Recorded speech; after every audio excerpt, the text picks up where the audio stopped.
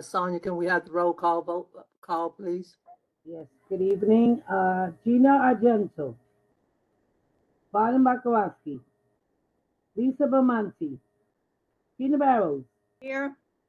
Eric Lizette, Here. Iris Cabrera, Yeah.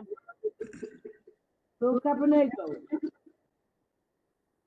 Frank Sabone, Here.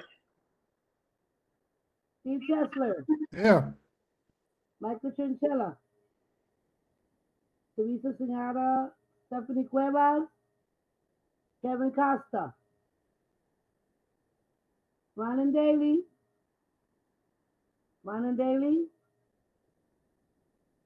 Giovanni Diamato, Here. thank you, Arthur Dibonowski,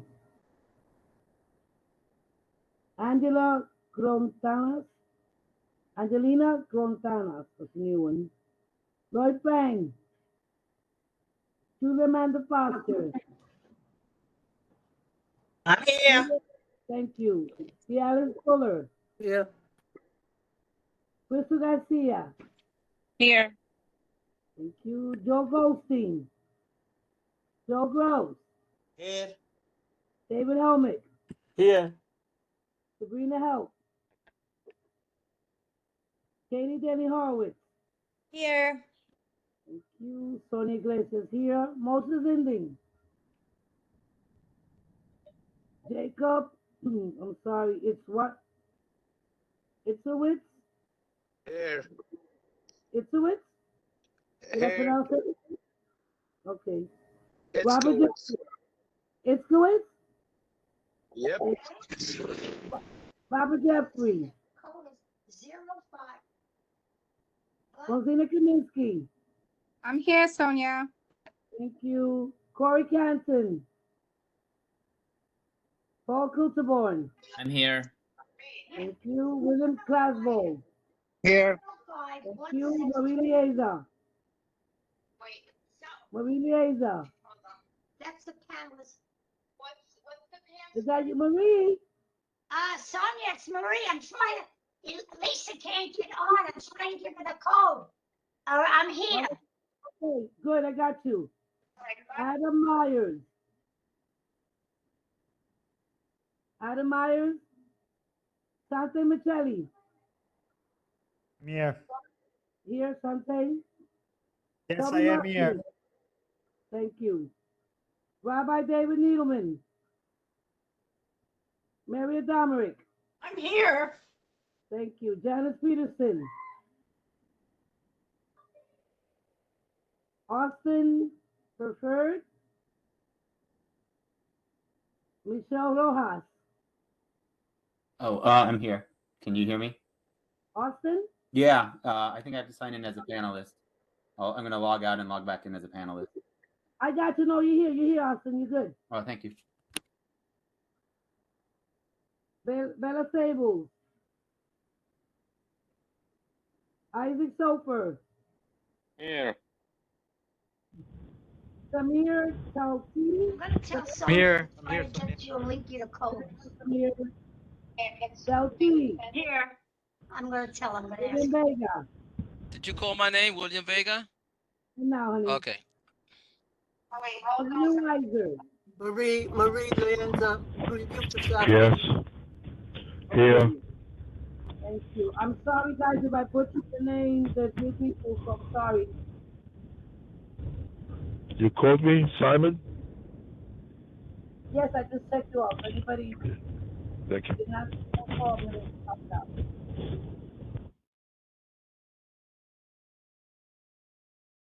Sonia, I'm sorry, it's Marie. Can somebody send Lisa Vermonti the link because she can't get in?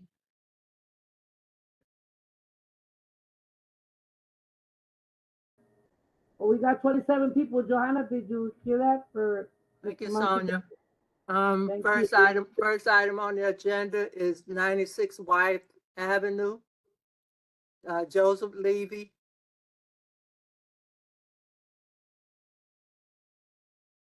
'96 Wyeth Avenue, Joseph Levy. Is anyone here to present on that item? I believe the address is wrong for that. It's not 96 The Ave. Second City for New York, LLC, doing business as TBB. Yes. So That's you? that is the correct applicant. The address is 64 North 9th Street. So it's not 96 Wythe Avenue? No. Okay, go ahead. Okay.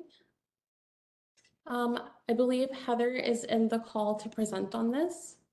Thank you, Adriana. Yes, this is Heather Kirk from Hellbrown and Levy. I should have the applicants here with me as well. Ed, I see you on camera waving. I don't see anyone else, but thanks guys for having us here tonight. We are here before you guys because we have a large occupancy venue of greater than 250 people. So the committee has prompted us to come before you guys just to answer any questions or concerns that you may have. The Second City, New York, is coming here for the first time in New York City. and Excuse opening me, up- Heather, give us the correct address for, Oh, I'm sorry. Yes, information wise. it's 64 North 9th Street, Thank you. between Kent and Wythe. And I'm the representative, and then I'm here with Ed Wells, who's the CEO. And I believe Greg and Mark are on the call as well. So the Second City, and I'll let the guys introduce themselves briefly, but again, we're here before you guys because it's a large occupancy venue, greater than 250 people. Second City opened its doors in 1959 in Chicago, and also has a location in Toronto as well, and will be opening here in Brooklyn. Ed, do you want to briefly introduce yourself and the concept? Sure. Hi, everyone. I'm Ed Wells. I'm the CEO of Second City. I am a resident of New York City. And we're super excited to talk to you today about bringing Second City into the first city, New York City.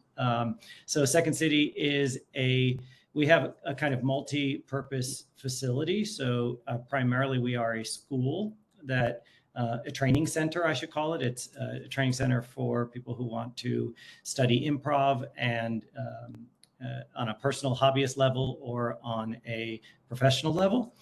We also then have a theater where performances take place daily and nightly. And then we also have a full service restaurant and bar in the facility. And this is the same concept that we have in Chicago, where we've been since 1959, and also in Toronto, where we're celebrating our 50th anniversary this year. So this is a theater type of venue, but with comedy being the focus. There would be live music entertainment, but only with connection to like the comedy performances that are happening.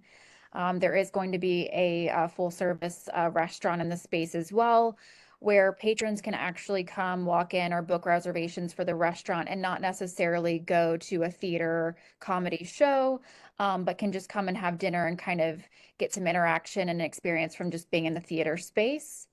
The theater will also be seated where patrons can sit down while they're watching the comedy show, and they can order a full service meal at their seat while they're watching the theater. As Ed mentioned, there's going to be performances nightly, and it's going to be a mix of, they'll have multiple theaters that are going to be also for those that are students that are maybe putting on performances as well. And then they'll have like classes throughout the day for people who are wanting to study comedy. Our packet included, hopefully you guys have had a chance to look at that. We've included a security plan, soundproofing plans, and just so to kind of run through the logistics of our method of operation, Sunday through Thursday, we're closing at midnight, Friday to Saturday, closing at 2 a.m. This space was previously licensed by Rough Trade, which was a venue, as well as Spectrum Catering and Concessions. So the space has been licensed previously. There's a total of 281 seats in the space with 60 tables. Again, a lot of those seats are coming from the theaters themselves. There will be 2 main theater rooms. The applicants did a lot of outreach in preparation for this meeting, but also the committee meeting. They collected 52 signatures within 2 blocks with a total of 112 signatures from Brooklyn. They also reached out to some local organizations and also connected with the 94th precinct and exchanged information with them as well. Yeah, we're happy to answer any questions if you guys have it. Are there any questions, Steve Chester? Thank you, Madam Chair, and thank you. I would say I'm very excited that Second City is landing in Brooklyn. I used to live in Illinois, so I used to, when I was much younger, go to Chicago, and I was able to see Joe Piscopo and Mehdi Murphy and some others go there. So it's great that you bring that here. So, and I don't know, I just don't know if folks know that, it's a historic, long historical kind of icon in Chicago for improv, and a lot of Saturday Night Live cast members came through that theater as well as the Toronto one. So, yeah, so I'm excited. I guess as far as the quality of life issues, it sounds like you're following through, but I hope, be mindful that our residence is nearby, but it's all, a good time, improv first and I guess food and drink second. So. Exactly. Thank you so much. Thank you. Katie?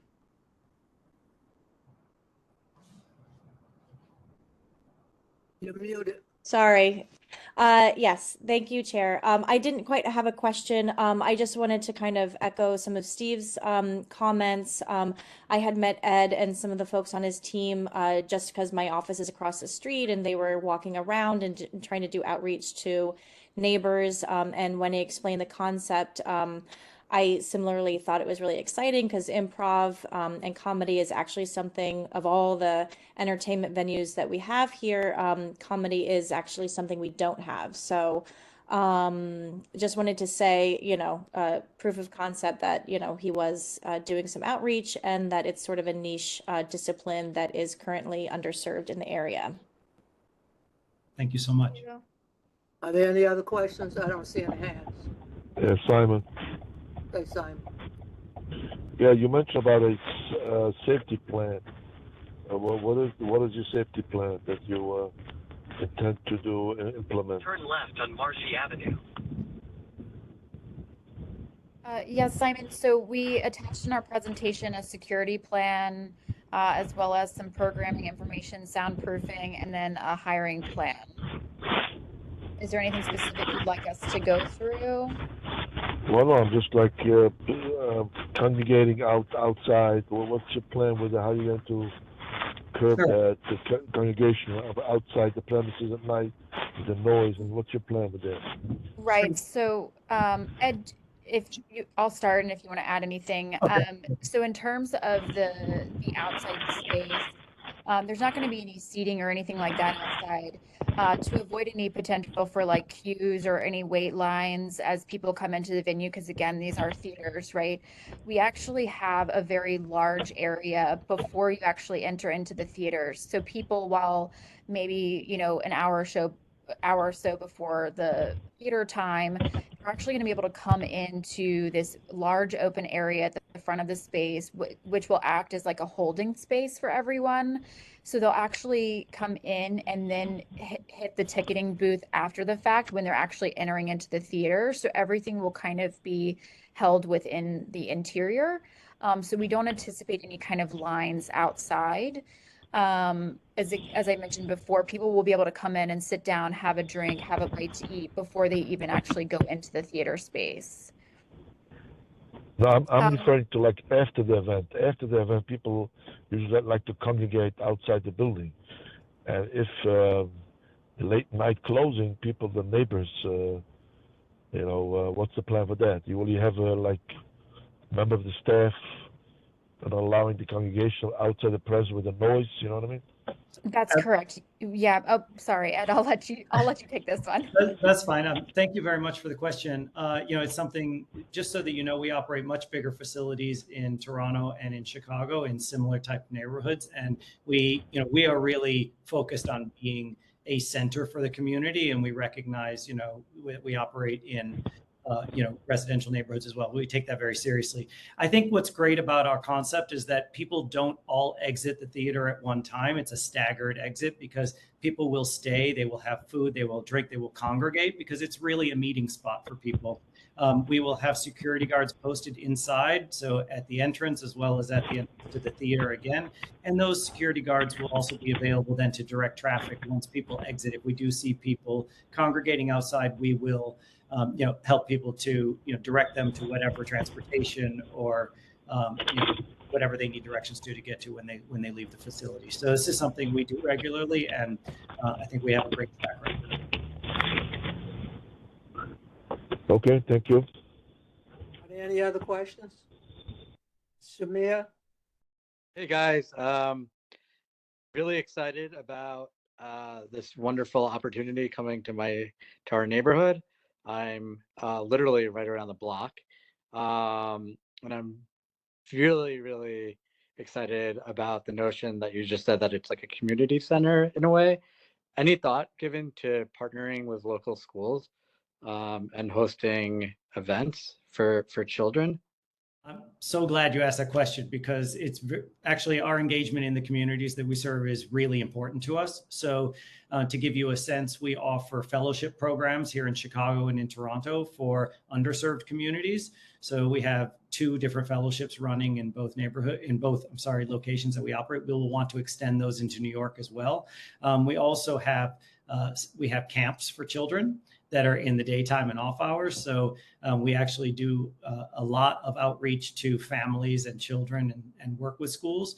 And of course, we want to look for ways to bring our acts into the schools or into the community where it makes sense. So we're happy to have people congregate in our area, but also bring our kind of unique take on entertainment out into the communities where it makes sense. Space is a valuable resource. We'll take you up on it. And to give you a sense, we'll also, we staff completely locally, and all of the talent, we may have a couple of talent coming from our stages in Chicago or Toronto just because it's helpful to get them started. But the majority of all of our talent will also be sourced locally, which is great for the creative talent in the community. Thank you. Thank you. Del Teague? Yes, thank you. Can you give us some description and details on these fellowships and the camps? Sure. So we have 2 fellowships that we operate. The first one is the Bob Curry Fellowship. It's been operating since 2014, and that is a 10-week intensive course that is offered to African-American actors and comedians. So they get to come in at no charge and take an intensive course, and then it becomes an opportunity for them. Once they go through that program, they have the opportunity to then perform. They put on a performance and graduate into our professional stages. So for instance, we just closed a show here in Chicago. It's a 6 cast member show, and 3 of those members were graduates from our recent Bob Curry Fellowship program. So we're super excited about that. The second program that we just started this year is called the Victor Wong Fellowship, and that is for Asian Pacific Islander actors and comedians. And that one is actually the first term of that just finished, and they are in their performances now. So we're just closing out our first year of offering that, but we're super excited to bring that back. We've already secured funding for the next 4 years for that program. So we're very, very excited about bringing those additional opportunities to New York. And then with camps, we offer, as I think everybody knows, kids camps is a big thing in New York. I certainly know. We operate kids camps at multiple points throughout the year where parents sign their kids up to come in and take improv classes and learn the skills of communication, and just have a really good time. Okay, thank you. Thank you. Thank you. I see no more hands. Thank you so much for your presentation. Next item on the agenda is Palm Sunrise. Terrence Flynn.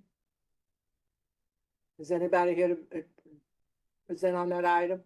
Chair Fuller, they postponed. They postponed? Yes. Okay, next on the agenda, NYP, Community Ambassador, Quality of Life, Community Affairs Division. Lauren Sebesta, is there anyone here to present on that item?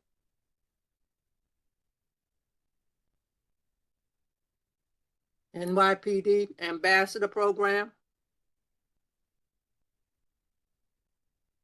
Okay. Next item. Chair Fuller, I just made a panelist. Pardon me? I just made Lauren a panelist. Okay, thank you. Hi, can you hear me? Yes. Okay, hold on. I'm trying to, now that I can set myself up, start the camera. Can you see me? Oh, there we go. Can you all hear and see me? Yes. Okay, good afternoon. My name is Yes. Lauren Sylvester. I am the NYPD Community Ambassador for Brooklyn North. We are currently in our third year. I've been here for 1 year, but we're in our third year of this program's existence. Our job here, there's one of us in each patrol borough. I am Brooklyn North, but all of us, our role is to help bridge the gap between the community and the agency. So we're all civilians.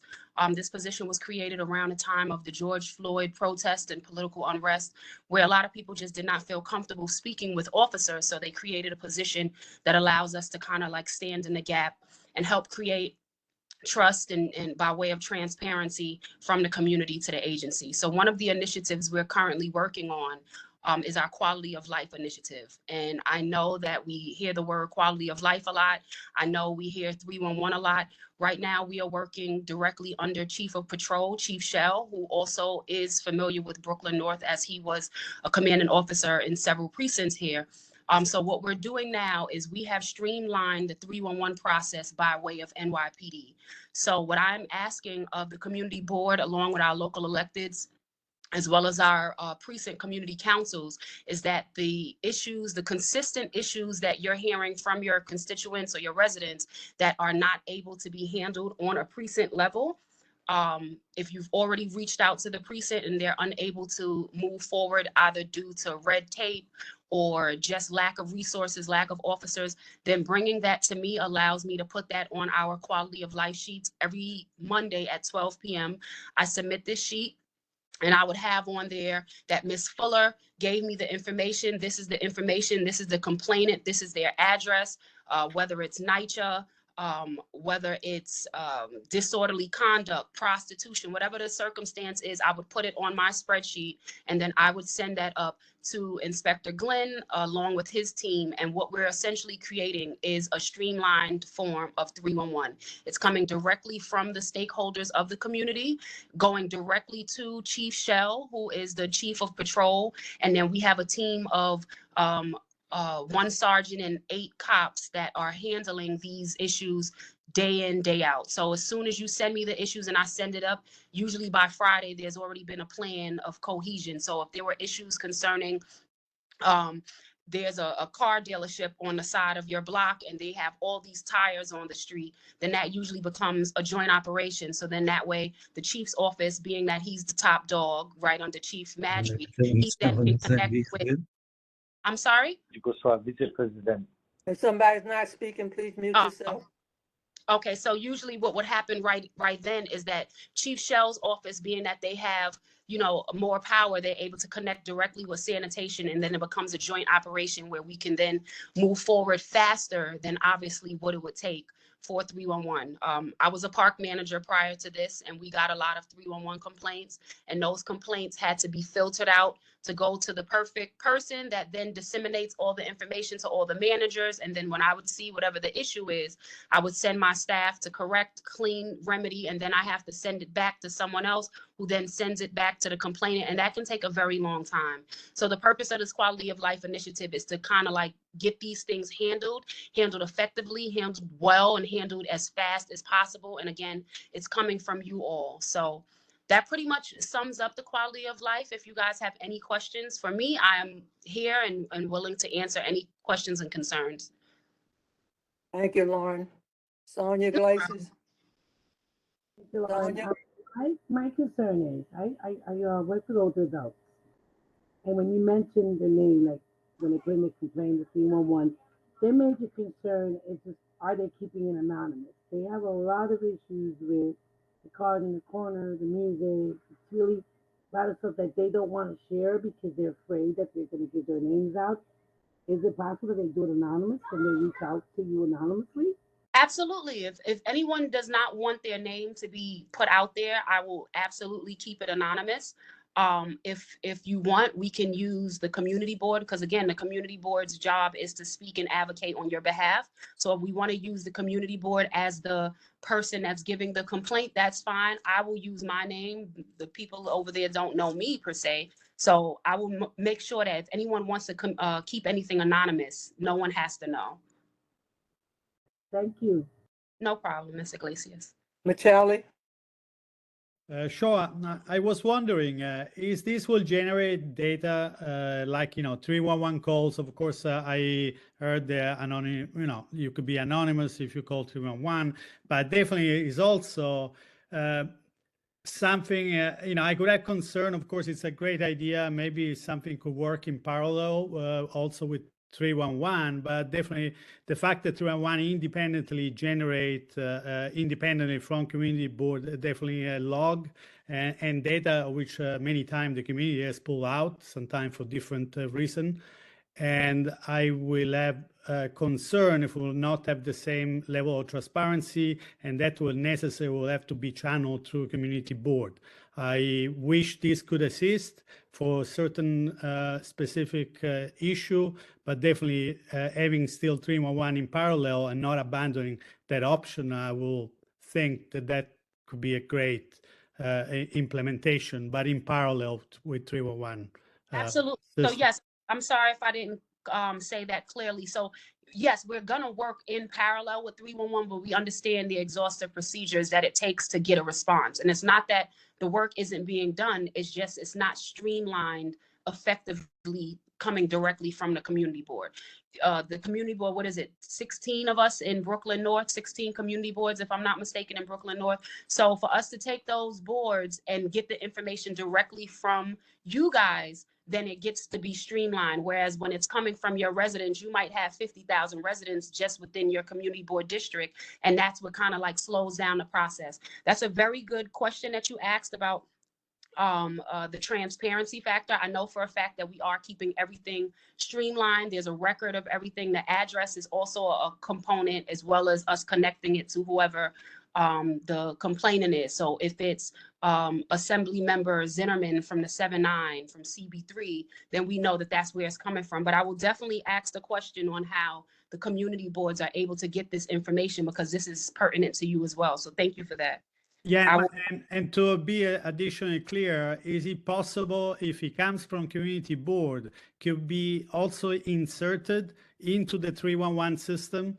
Even if it wasn't coming as a call to 311, but I believe it will be very important to be on that data in that logs, even if it comes from other sources like CB1 in this case. That's another question I will have, certainly. But Okay. Thank you very much. And I will email you that answer tomorrow. I will definitely follow up. But I believe the second one about inserting it into your 311 format, I'm sure that's fine, but I will have a definitive answer for you tomorrow. Dan Peterson? Hi. I saw the article. I mean, it sounds wonderful what you're doing. Thank you. But I saw the article in the Times today about the fact that in public housing, people thought they were putting up these, one of the detectors that could tell who's doing what and where. And then they found out that it was being used to get rid of people that live in public housing. It was not what people thought they were doing, because I have friends that are public housing leaders that are setting up, and I think Cooper Park also just set up some surveillance also. So can people trust the surveillance is one question. And every time we start out on doing what you're doing, things like this happen where people find out that somehow it's not exactly what they were told. So I think that's a pretty important one. But the other thing is that within public housing, I'm hearing not so much here, but in other areas that people are really concerned about how that COVID has had such a big effect on the behavior, particularly of a lot of the youth, that they are seeing a marked difference of what's going on. So I'm just saying is that I don't know if you've been hearing that, but I hear it from public housing leaders that are saying it's really bad, and as the subways are really bad. They don't want to leave home to take the subway down to their job. And of course, for a lot of women, I head up the women's committee, traveling public transportation is a pretty big part of their life generally. So I'm quite concerned that about that. And what are we doing, or does this not relate to that at all? So that's my question. So to start, in regards to the public housing and the surveillance, I'm actually not familiar with that, but I will definitely inquire. Get the New York Times today. It's big page. Okay, yes, I'm gonna Goes read on and on and on. Yeah. And then you have reference, like, you know, when things start, unfortunately, they don't always finish the way they've started. One thing that I do love about this program, not only the Quality of Life Initiative, but also the Ambassador Program, is that it's fairly new, and then it's also catered to what we need. So what we need here in Brooklyn North is not necessarily what Staten Island would need. So we can formulate this program to how we see fit. So when I first sent out the information about the Quality of Life Initiative, one of the first things I did was ask for you guys' opinion on what you think will be more helpful in regards to this initiative. So like how Mr. Maselli just said, in regards to the 311 system and it being transparent and working concurrent, that's a suggestion that now I can bring up. So if at any point you guys are not satisfied with how this is working, then please give me your thoughts and opinions and concerns, and then I will take it up and we will adjust accordingly. I do agree that COVID has definitely changed the dynamics of our young people, because a lot of them grew up in solitude. I actually was reading something about that a lot of the kids now, they wear pajamas to school and they do certain things that we might not have done, but because this is their norm, this is the new normal. So I don't really know what the long-term goals are.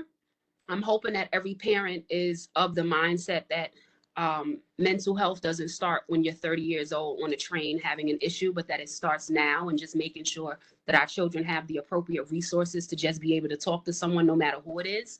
And I'm very big on making the community aware that any of us is someone to be able to be talked to. What I can do also is tap you in with, and you guys are probably familiar with Tony Herbert, who was the mayor's office community engagement. He is now working for the mayor's office, but dealing with all of NYCHA. So I can make sure to give him your information so that he can kind of follow up on the NYCHA and COVID related concerns.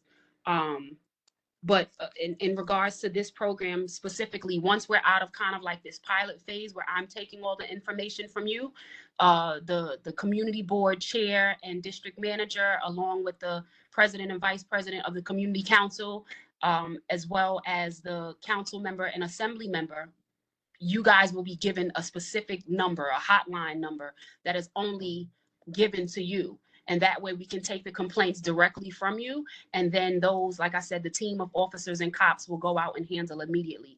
But again, if there are any concerns, if you think that things need to be a bit different because it works differently for CB1's district, then let me know and we will accommodate and make it work for you specifically. Thank you. Austin, I don't know if I pronounced, sorry if I pronounced your last name. Austin Fareed. Austin? Oh, hi there. Yeah, thanks. I just had to unmute. Dallas, it's pronounced Fared. So if you rhyme it with, I don't know, something that rhymes with. But thanks for the opportunity. Lauren, thanks for all your work. I appreciate y'all. I did have a question. I'm not sure if it's something that maybe is an extension for what Janice Peterson was asking about the effects of surveillance and whatnot. But particularly given that this role was created in the wake of 2020 and the events of 2020. How does this role, are there mechanisms to address over-policing? And if so, can you speak to any success stories that the role, whether in North Brooklyn or elsewhere, has been able to affect? Yeah, so the good thing about it is that, and for me in particular, when they labeled me a community ambassador, I am for the community. Obviously I work for NYPD, but my role is to be able to get what you give me. And if you're telling me that the community is being over-policed, then that's my job to then tell the chief of Brooklyn North that this community does not want such force or such visibility of officers. What Chief Henderson, who is in the top of Brooklyn North, he's in charge of all 10 precincts, what he's done is allowed me to do exactly what this role was positioned for. So in the midst of protest, rather than having a bunch of officers go in the park, it just doesn't look good and it doesn't always feel good to the community to have that, right? So rather than them all standing around in the park, they'll be in the vicinity because we want to make sure that we are all safe and secure, but I would be the one to go into the park. I'd be the one to go in there, speak directly to whoever the protest group answers to, or the leader rather, and I would get their concerns and their questions, and I would be able to help and assist in that capacity, and then take the information back, again, bridging the gap. So that pretty much is what we are here for. So that's something that I also reminded our community affairs officers, because we've kind of shifted the leadership with the borough community affairs. So the new lieutenant, I let him know at any time of night, if there's something going on and they need me to step in and stand in the gap, that's what I'm here for. So that is what the position was created for, to kind of bring back the level of uniform policing and kind of allow for there to be some type of community policing. And that's why I was chosen for this position, because in the communities that I've lived in, I am pretty respected as that voice of reason. So again, the same thing applies to you all. If there's something I can do to assist, no matter the time, if it's something of emergency, then I can be out there for that. Oh, thank you. Was that it, Mr. Baird? Yeah. William Vega here. Thank you, Madam Chair. And Lauren, I've had the pleasure of meeting you at a committee meeting. So you're as terrific in person as you are in this meeting right now. I do have a concern is that, Jennifer, our city councilwoman, I'm sure Lincoln, who's our other city council person, they asked us to give them information and asked us to call 311 when we have complaints. But a lot of the complaints my neighbors place are forwarded to NYPD, and they do not give you a customer service number. So it's hard for us to have that data for our city council representatives to follow up on it if it's not the complete picture. And that's, it's what Santi was talking about. We do need to make sure if it's forwarded to NYPD, we do have to have a customer service so we can, our city council people can follow up, as well as us neighborhood community leaders can follow up on our neighbors' concerns. Thank you. No problem. Are there any other questions? Are there any other questions? Thank you so much, Lauren. I wish you much success with this program. Thank you, Ms. Villa. Okay, Councilman, would you like to speak now, or you have a question? No, I was hoping to say hello if you'd let me. Go ahead. Thank you, Chair Fuller. It's always good to be with you and the distinguished members of Community Board 1. I want to thank each and every one of you for your service. I see Yankee Iskowitz on here, who is one of our new appointees to the board. I want to congratulate each and every person who was reappointed this year from our office, from the borough president, from Councilmember Gutierrez, and welcome Yankee to the CB1 family. We look forward to working with you in this capacity as well. Wanted to just share a few updates.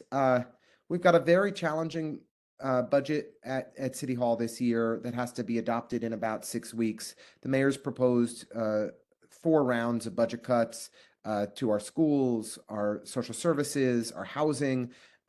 We've got serious challenges and serious shortages in city funding. And I want you to know that myself and Jen and the members of the city council are doing our best to fight back and push back and make sure that we plug the holes that he has proposed in this budget to continue to support our communities. One thing that we did get funded in the executive budget that I was really pleased about is that Box Street Park which was promised to our community as a part of the Greenpoint Williamsburg rezoning at the northern tip of Greenpoint, that we got the administration to self-fund the $9.4 million gap in the park. It's a $25 or $28 million total project. So the good news is that is now fully funded and is prepared to move forward. We had gotten the MTA, I pushed like heck to get the MTA to relocate off of the land. So 85% of the space that's going to be our park is now free for us.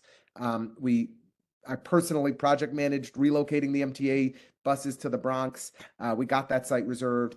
The unfortunate news is it is Greenpoint, so there's some remediation work that needs to happen. It was just recently discovered, so that we're in close touch with DEC to get that resolved. But eventually this park is going to be ours, one way or another. Right, Steve and Katie and all the other people who have been fighting for it for years. A few other quick updates, not in our district, but in Councilmember Gutierrez's district.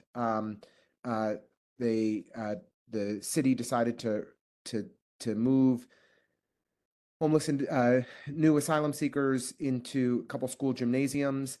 Jen, I know, was on site today and is leading the effort and response on that at PS 17 / MS 577 and over at PS 132. Her office is really the expert here and is doing their best to help. We put out a joint statement with other local elected officials, expressing basically that asylum seekers deserve better than a gym floor, and congregate settings for families is not the right way to do things. This is a crisis, so I hope that we can all be as compassionate and understanding as possible, but there are serious operational and security issues that come about from making a decision overnight to utilize school facilities for migrants. And so I hope we can identify much better solutions very, very quickly. There is a new migrant shelter that opened in the north side at Le Jolie Hotel about a week ago. That's in our district, and we're doing our best to help.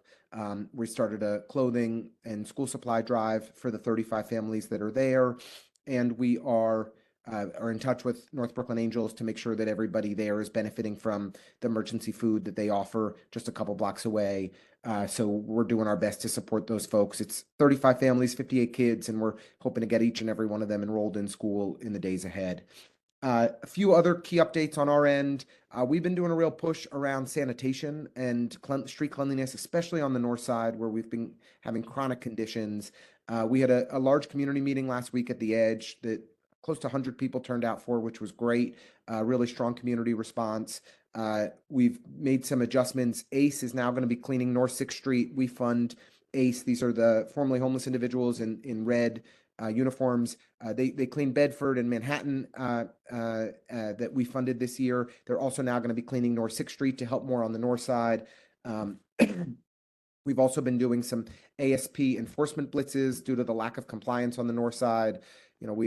We're also working with Smorgasburg and others to try and get some better partnerships from the business community for them to take responsibility for garbage that's created and get that cleaned up as well. We're going door to door with businesses along North 6th and other north side streets next week with some volunteers to try and educate businesses to take responsibility for their curbs as well, and a whole lot more. There's more cooking, and I know Katie's got some big ideas for how we can keep the north side a whole lot cleaner that we're eager to partner with her on as well.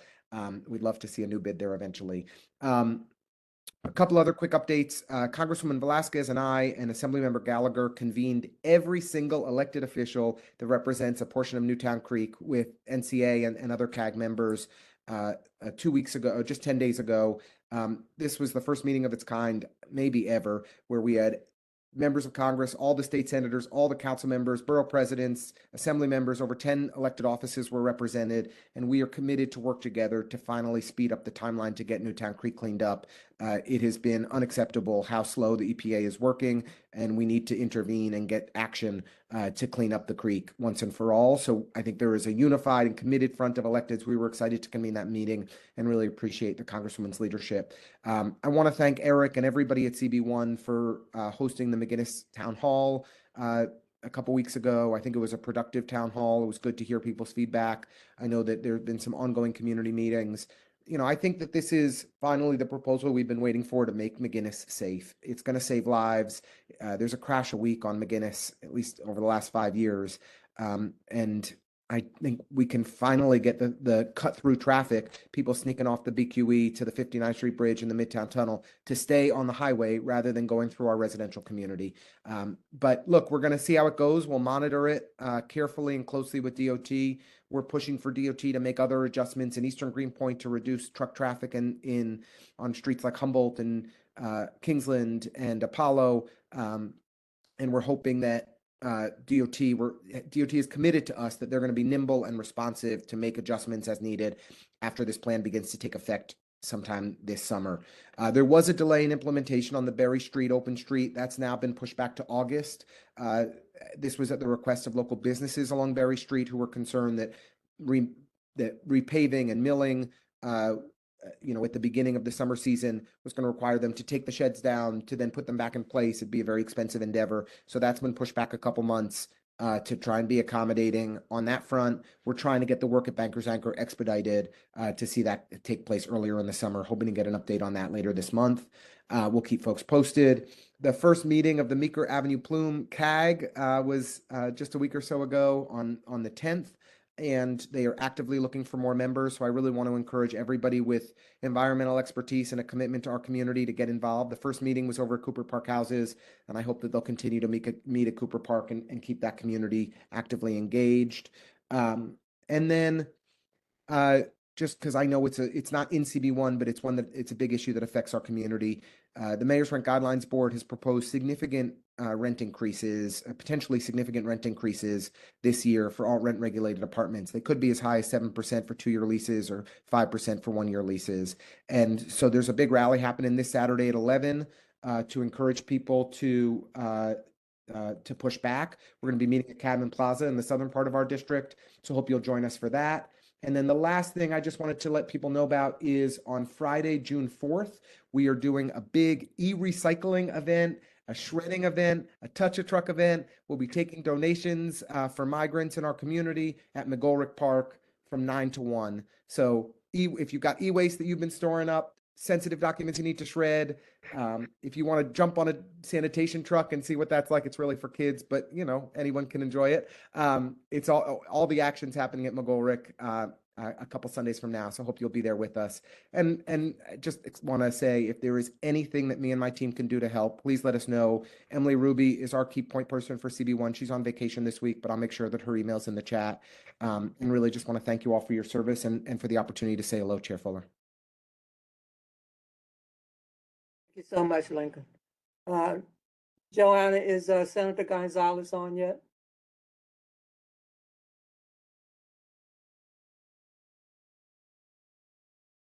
Joanna?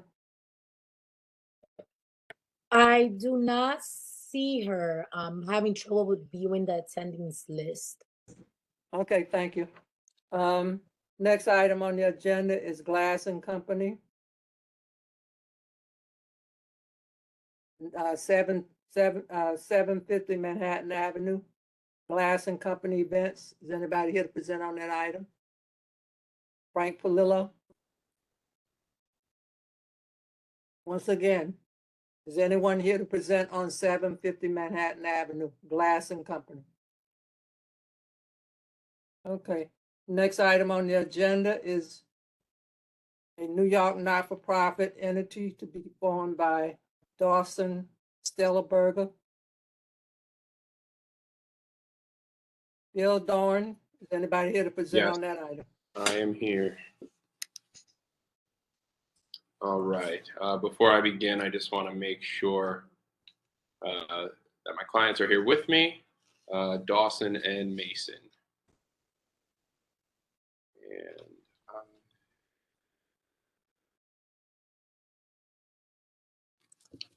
let's see. Mason is here, but he can't unmute. That's fine. I will do the speaking tonight anyway, so not a big deal. All right.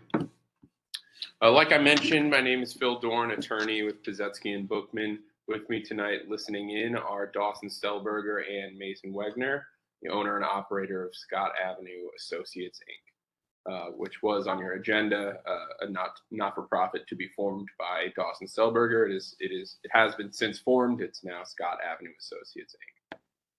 Like others you just heard, we were asked to present before you tonight because we will be operating a large venue over the 200 or 250 person occupancy threshold set by the SLA committee. This premises is located at 154 Scott Avenue. If you don't know exactly where that is, that's because nobody really lives over there. It's on Scott Avenue between Scholes Street and Messerol Street in Bushwick. The area is completely industrial with no residences in sight really, and as well as several vacancies in the commercial spaces. The applicants will be opening a not-for-profit private membership community, providing artists and other creatives a space to both work and socialize. The community will be based around programming and content, allowing members to take classes, use co-working space, and collaborate with one another. There's also a gym, a spa, a lap pool to help members maintain both their physical and mental well-being. You may actually remember this space and these applicants. They came before you a few years ago to apply for a catering license, which they were fully approved for. Actually, the full board may not have heard this because I don't know if the large venue protocol was in place back then, but they went before the SLA committee and they were fully approved. However, they received some poor legal advice, we'll call it, at that time, and only now realize that a private members club is the license category they should have applied for, not a catering license.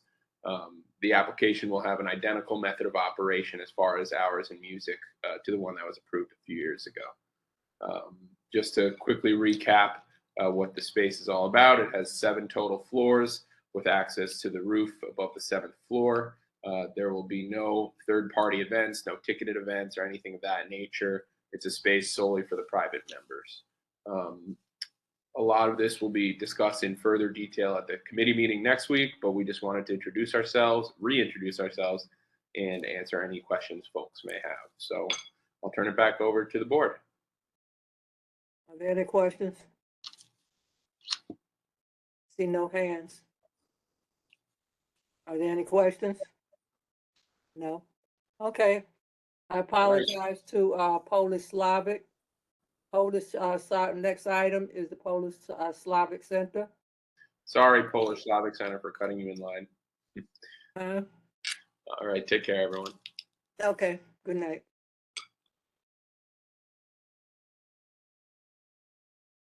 Polish Slavic Center, is anybody here to present on that item? Hi, everyone. We're here. Okay, go ahead. My name is Adriana Golovati. I'm here from Hauerbaum and Levy to represent the Polish and Slavic Center. Alexandra from the Polish Slavic Center is also here, the development director. Unfortunately, she's on mute. Is there any way to unmute her from the panelists side?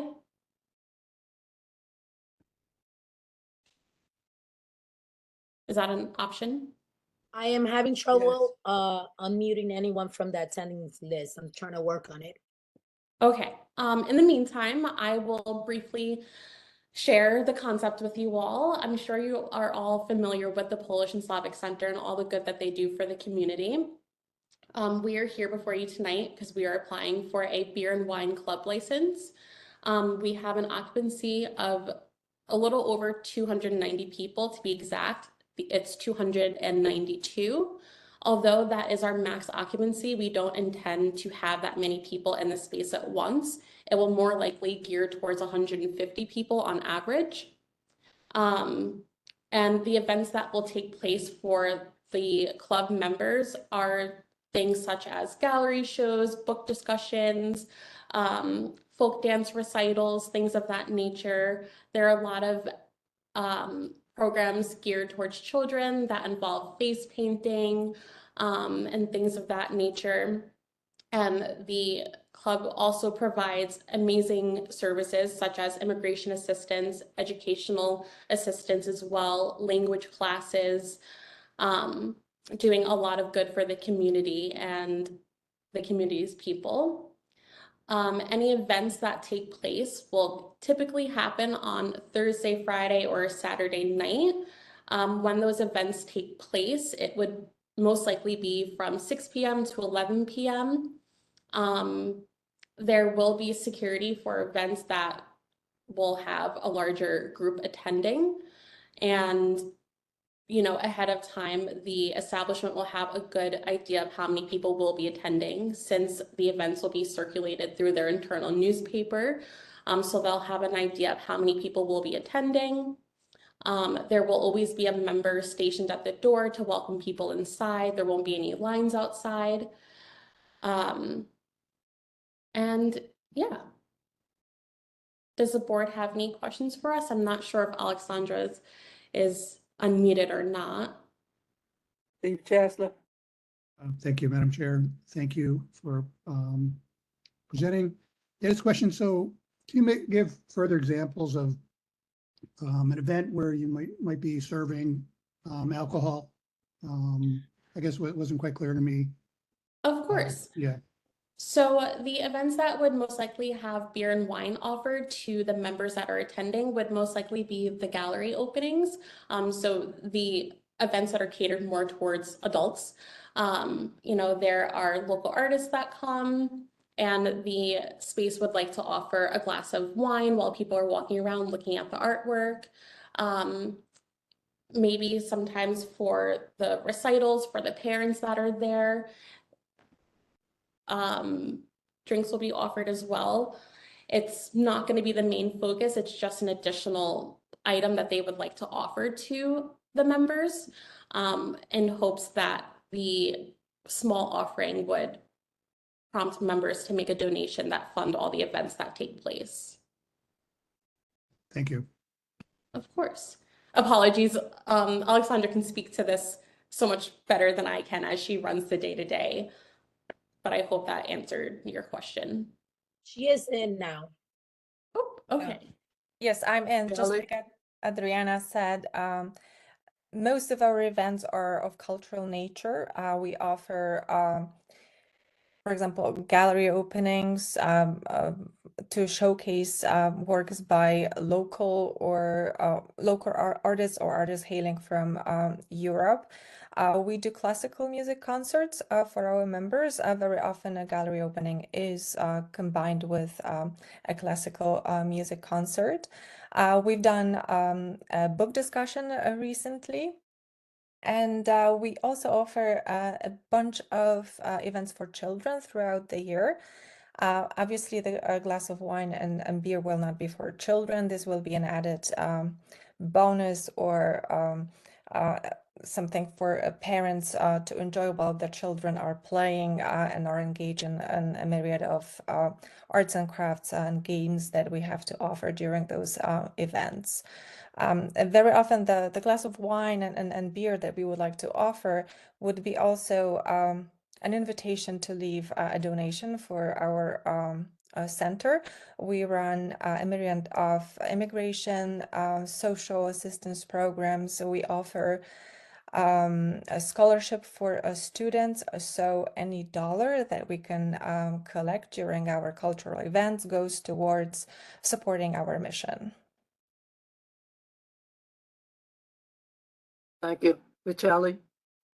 Oh, I am. Thank you. I believe I saw the application you sent for the SLA review committee, but I can't remember clearly. So I had a question. You're going to serve beer and wine for your event specifically in the basement level where you have the stage, or is that going to apply also to the cafeteria, which I believe has been closed permanently, or you planning? Where do you plan to definitely have the consume of beer and wine? Which location specifically? And also, finally, you're not gonna apply for any roadside structure or anything that will happen outside of the facility as it is. And what time or what hours? Hi, Santi. I can answer your questions. Thank you. Thank you. So we are only licensing the building on 177 Kent, and that is on the ground floor. There is a small stand-up bar in that space, and that's where the beer and wine would be offered and where it would be stored. And your other question for outdoor seating or anything of that nature, that will not be part of method of operation. So no structure on the sidewalk, no structure on the roadside at all. It'll all be contained within the space. And that will also help mitigate the sound. And you are correct, the cafeteria part is closed and that kitchen is closed. We'll be doing small modifications to the kitchen to make it usable to do our small food menu that we will offer alongside the beer and wine that was offered in the packet as well. Thank you. The cafeteria, it's a major loss for the community. I believe it was a, Right, yeah. a landmark I believe presence. Alexander can correct me if I'm wrong, not in the immediate future, but in the future, I think that there are plans to make it usable again. It is correct. The center is working on reopening the cafeteria. We don't have a set date yet. It may take a while, but we are working on it. We are mindful of the fact that it was a place liked by the community. And we've received phone calls from the community asking when it's going to be reopened. We are working on it, but we don't know yet when it's going to happen. Okay, thank you, thank you. And one of the phone call was mine. No, I'm joking, but not the cafeteria. But thank you again. Thank you. Are there any other questions? Are there any other questions? Thank you so much. Thank you so Next much, item on the everyone. agenda is Department of City Planning, the City of Yes, Neutrality, Citywide Zoning Text Amendment. Good evening, everyone. Good evening. Let me sharing my screen.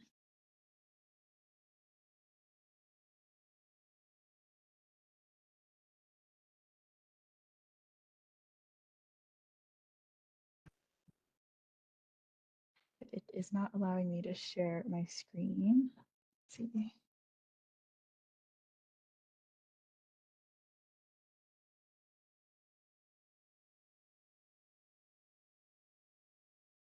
Apologies for the technical difficulties. I'm going to be right back onto the webinar.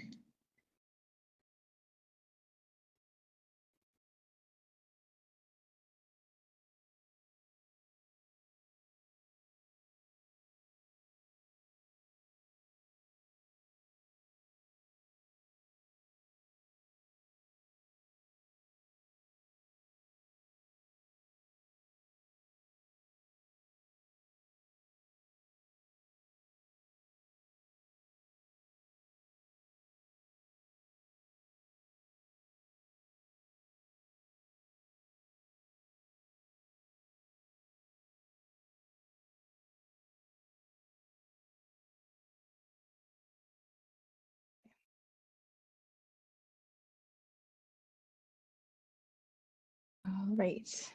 Can everyone?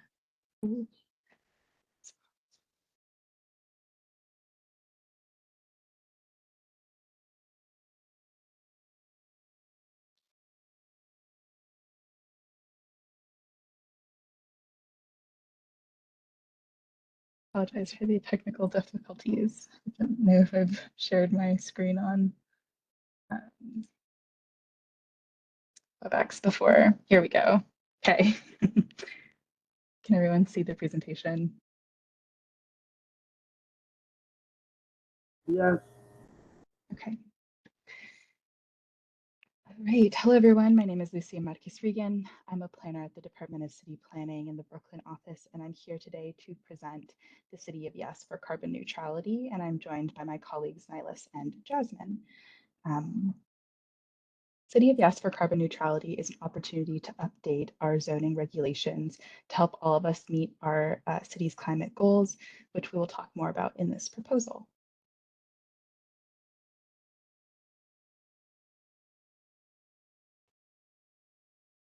City of Yes for carbon neutrality is the first of 3 projects that the Department of City Planning is developing as a part of Mayor Adams' broader City of Yes initiative, which has charged agencies to take a hard look at outdated regulations holding New Yorkers back from investing in their homes, businesses, and our city overall. 2 other initiatives economic opportunity and housing opportunity will begin more public engagement later this summer. They are distinct and independent proposals that have been staggered in public review for this next year, for this year and into next, so that we're not having 3 initiatives delivered all at once. We will be focusing on carbon neutrality tonight, and you'll be able to see and provide comments on the other 2 initiatives soon. We've been researching sustainability related issues for several years since Zone Green in 2012, and this is the foundation that is in place for carbon neutrality. Finally, the City of Yes for carbon neutrality is not the last word on sustainability.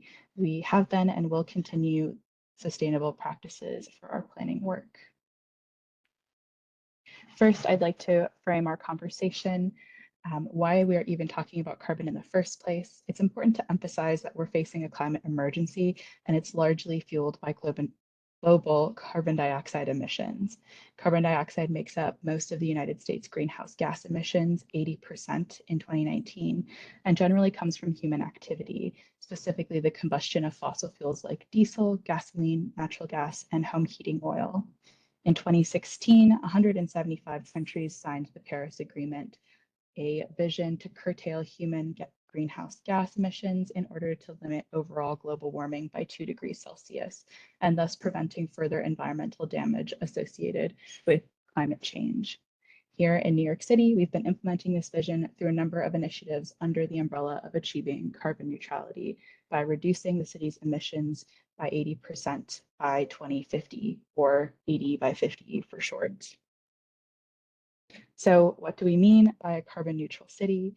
It's a city in which we are focused on reducing operational carbon emissions in line with the goal of the Paris Agreement. It is a city where we've reduced our overall energy needs, and to do this, we'll have to retrofit almost every building in the city to become highly efficient to reduce wasted energy. In a city where we've cleaned the grid, and to do this, we'll have to switch from fossil fuel powered electricity to renewables like solar and wind. And it's a city where we've elected all remaining energy needs. That includes our vehicles and our buildings as well. This means moving away from fossil fuel fired furnaces and boilers to newer electrically powered technologies for heating and cooling, namely heat pumps. As you can see by this chart, the key driver of our city's emissions by far is our building sector, and there's a big relationship between our buildings and the zoning laws that govern them. When it comes to our research, we've building a strong foundation from Zone Green in 2012 and the many other reports that have been authored since.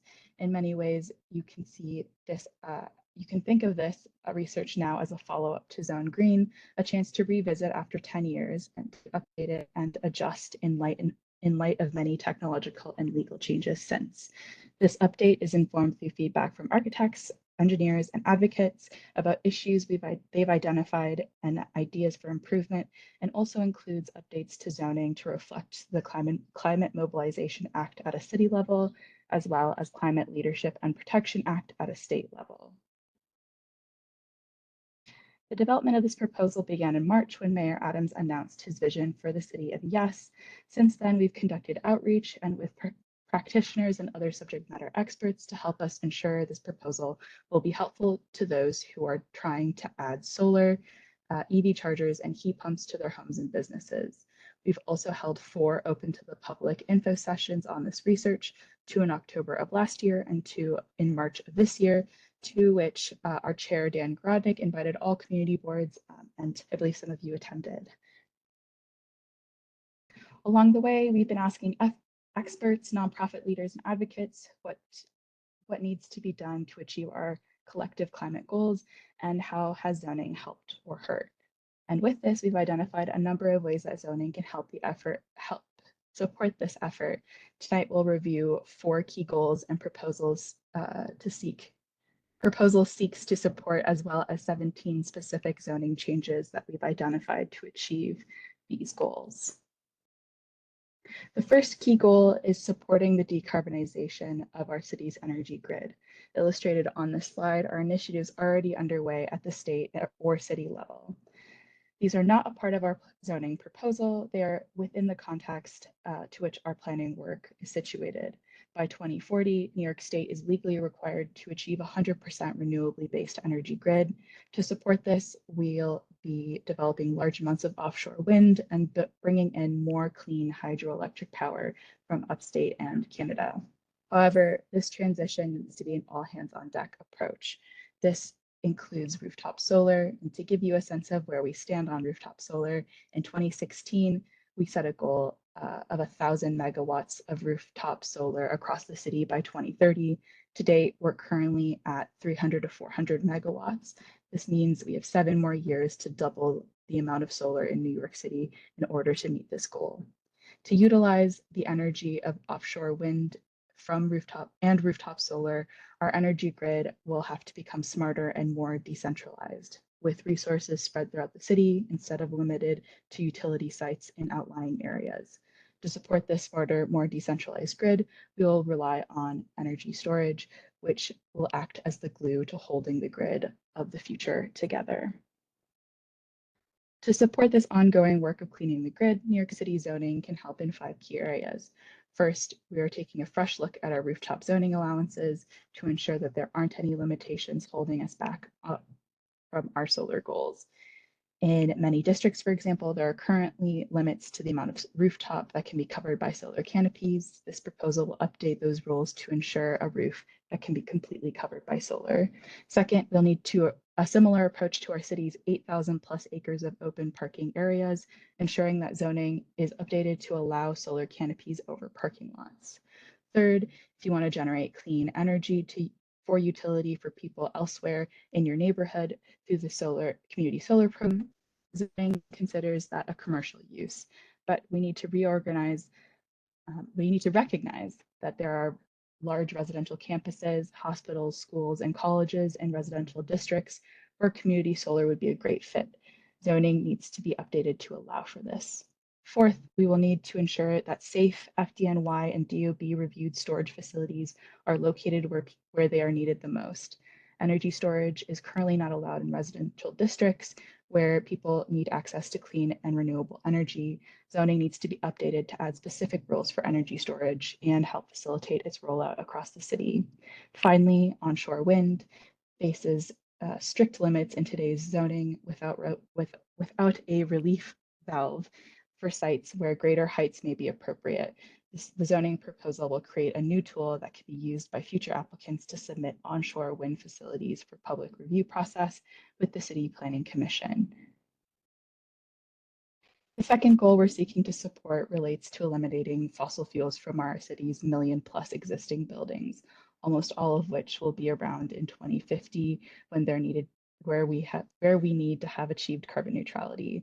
These buildings are by far our biggest source of carbon dioxide emissions, and to improve, we'll need to retrofit virtually every single building so that it no longer depends on oil or gas-powered furnaces and boilers, and replace them with new, highly efficient electric systems and improve the efficiency of exterior walls, windows, and roofs to keep the heat and cool inside. It's important to note that 2 laws adopted by the City Council in 2019 and 2021 that are crucial here. For large buildings, which are defined as buildings 25,000 square feet or larger, Local Law 97 will begin to impose fines on those buildings if they do not cut their carbon emissions. Fines will begin in 2024 and will increase through 2050. Second, Local Law 154 requires that all newly constructed buildings are electrified from the get-go. Fossil fuel-based equipment will no longer be allowed in new construction. Within this context, zoning can help support the decarbonization of buildings in 3 key ways. First, zoning can accommodate the increased need for outdoor equipment.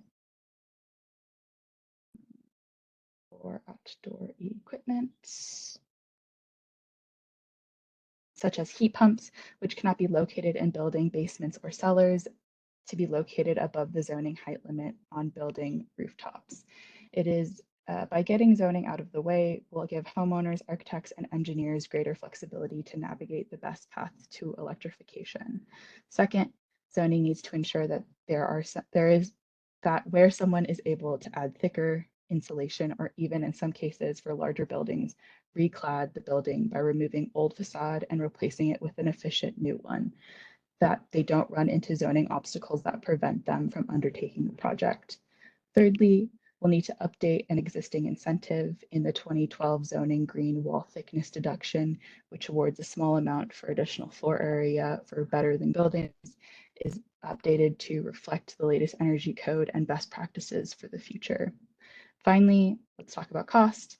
Undertaking this work will not be free, but there are billions of dollars at the federal, state, and city level available to support it. The New York City Accelerator is a program run out of the Mayor's Office of Climate and Environmental Justice that can help you connect with technical and financial support. Before starting a project, give them a call. The third goal, zoning seeks to support in decarbonization of private vehicles that New Yorkers drive and own. There are currently 2 million private vehicles registered in New York City, and a tiny fraction, less than 1%, are zero emission. To help owners make the switch to electric, federal and state initiatives are underway, but one key issue zoning touches is on where you can park and charge your electric vehicle. Addressing this need will be key to helping New Yorkers make the switch. By 2030, New York State and Albany has indicated that all new vehicles sold in the state will need to be zero emission. This will be a long-term transition, but we know that the future is electric and more vehicles will be electric and will need a place to charge. Finally, we recognize that the future isn't simply focused on vehicles. The more trips that can be taken by bike, scooter, on foot, or by transit, the better for health of our environment and our city. Within this context, zoning can help support this goal with 5 key changes. First, allow commercial charging facilities in all commercial and manufacturing districts. Second, allow building owners to designate a portion of their existing parking spaces to be offered up as public EV charging spaces, the same rules that currently apply today to car sharing vehicles in existing parking lots or garages. Third, allow more flexible use of public parking lots, public parking garages, and commercial accessory parking facilities by allowing car rental, car sharing, commercial vehicle storage, and public EV charging within these facilities too. Fourth, expanding special rules that only apply in Manhattan that allow indoor automated parking facilities to be available to everyone worldwide or citywide. Fifth, update our parking rules to acknowledge the need for public bicycle parking and allow bike parking facilities in commercial districts. Finally, our last goal relates to reducing our city stormwater and solid waste and helping eliminate the carbon emissions associated with both of these waste streams. First, we can reduce stormwater runoff by promoting greater permeability on site. This means less water flowing into energy-intensive treatment plants. Second, we can reduce the energy associated with hauling and processing garbage by reducing the amount. Up to 45% of our waste stream is organic material that doesn't need to go into landfill and can be reused by the city. And third, we can reduce the carbon emissions associated with our food by promoting local food production on our city's rooftops. Within this context, zoning can help contribute to a better environment in 4 key ways. First, clarifying zoning's paving rules by ensuring that permeable paving, which allows water to infiltrate the soil right where it falls, is always allowed.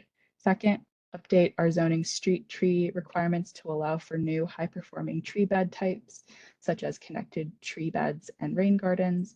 Third, our zoning resolution doesn't even mention the word compost or recycling. It's time to add specific rules clarifying where these uses are allowed and to help these sectors grow. And finally, rooftop greenhouses are allowed on top of non-residential buildings, but to build one, current rules require you to obtain a certification from the chair of the Planning Commission. By streamlining this requirement, we're able to allow DOB to review applications for building permits and cut costs and simplify the process for those looking to grow food on their rooftops.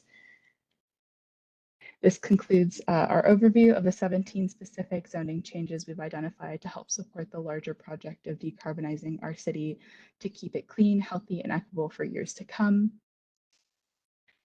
As a city-wide zoning amendment, this process will continue for the next several months with all 59 community boards will be concurrently reviewing the proposal with their borough boards and borough presidents. In July, the City Planning Commission will hold a public hearing on the proposed changes. In August, taking into account all that we've heard during the review process, the commission will vote on approving or modifying the proposal and will then pass it on to the City Council, where this council will have 50 days to ultimately adopt the zoning changes and make them law. Thank you, and I'm here to take questions along with some other of my colleagues. Thank you. Are there any questions? I don't see. Steve? Thank you. I would just say I have some technical questions, but I'll reserve them for when you come before our land use committee. But thank you for the presentation, and overall, it seems like a really great initiative. So thank you. Charlie? Thank you, Madam Chair. Now, very briefly, could you please share this presentation with the office? So if a board member want to have it, can ask the office, please? That's all, but thank you. Thank you. Are there any other questions? Jan? This is probably an old question, and then you can cut me off. I'm not understanding why all the gas pipes are being redone and why we tore up our whole community when we're moving so quickly in this direction. I don't get it. Thank you for that question. Alice, do you want to jump in? I don't have a particular answer to the gas pipe question. Yeah, it's a great question. And I think really a question that, so at city planning, we don't regulate anything in the right of way. We don't regulate the street or what happens within it. That is DOT in coordination with utilities. But I think it's a really good point. The long-term trajectory here, of course, is to move away from fossil-based infrastructure. I understand that the existing infrastructure probably needs to be maintained, but it's a good question. It's something that I think when we come back to the subsequent meeting, we can query our colleagues over at DOT and better understand what the plans are for maintenance and upgrades of that infrastructure, which you're absolutely right, will in the long term be obsolete. Are there any other questions? No other questions? Thank you so much for your presentation. Next item on the agenda is liquor license. Do we have any speakers on liquor license?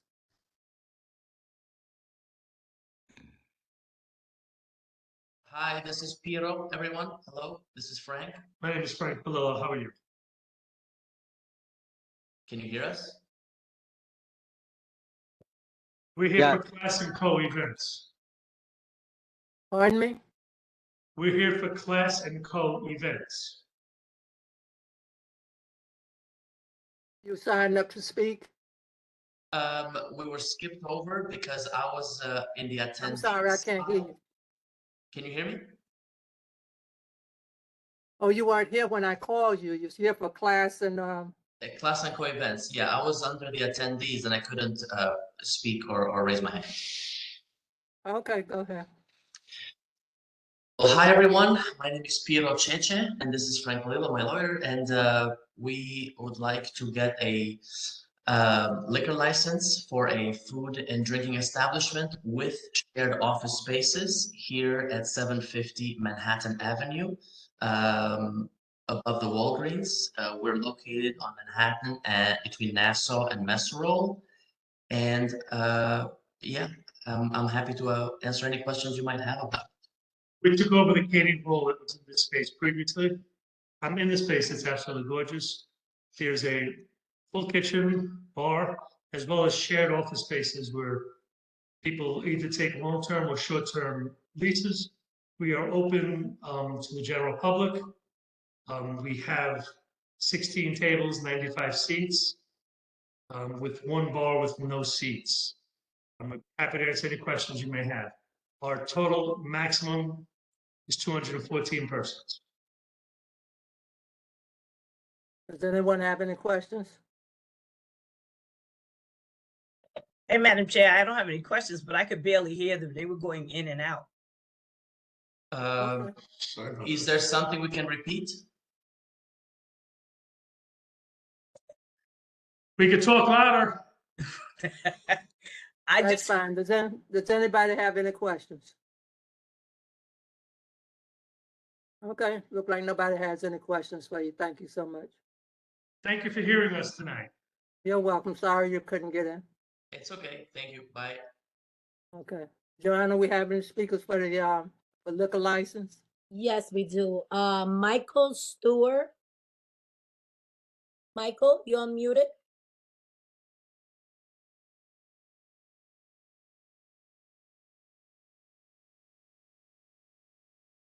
Hello, Yes. can you hear me? Yes. Yeah, hi. We have a lawyer representing us also, Aaron Pierce.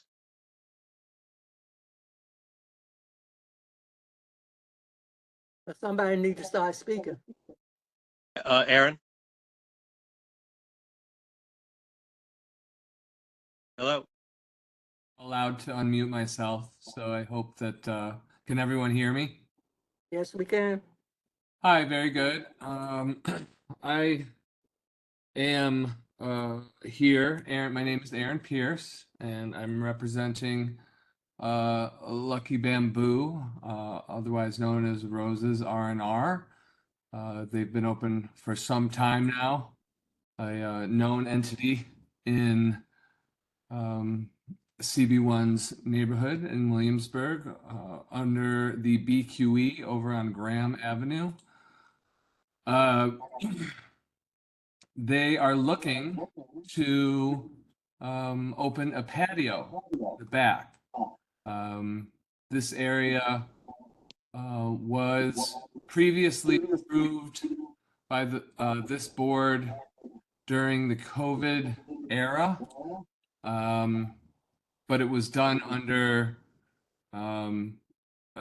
the expedited allowances during that time, and right literally days before they sent in their approval from the CB and their application, those expedited allowances were canceled by the state. So we're back now going through the same motions. We've provided to the board a lengthy application packet with many photos. I believe just shy of 200 signatures. The facility itself has never had any issue with the neighborhood, no violations. They are very well appreciated by the neighbors. As you can imagine, there's not a significant addition to noise or other community issues in that way. This patio is directly under the BQE, which also, practically speaking, prevents the facility, the bar restaurant, from opening out front, because it's just not that hospitable. But the patio, with the umbrellas that it has space for, will allow for an outside option. It has been already applied for and approved by the Department of Buildings. We've included that approval in the packet that we've sent to the community. The owners here, George and Matt, are with us in the meeting. They're happy to answer questions as well. They're very experienced bar restaurant tours in New York City. They've owned spaces for decades, so we're not dealing with any unknowns as far as that goes. And I think it'll be an excellent value add for patrons to the space and to the community to have a space outside of Roses R&R. And we're more than happy to take questions. Obviously, we've signed up to the CB1 stipulations as far as hours, ambient music, ambient lighting, et cetera. All of those are, of course, pre-agreed to. And we look forward to providing an improved space to patrons. Thank you. Next speaker, please. Powiedziałem Apple. Sprawdziłem to. No, tam Bogdan, tańce spokój. Poczekaj, jak oni przyjdą do ciebie. Joanna, call the next speaker, please. Next speaker is Neil Nappy. Słuchaj, tylko tam bym wyłączył, abym głosował. Tutaj niby jestem, a nie. Posłuchaj, niech oni przyjdą do ciebie. No, Please mute yourself. 917-803, would you please mute yourself? Next speaker is George Stephenson. Well, he was with Bamboo, wasn't he? Wasn't he with the speakers that just spoke?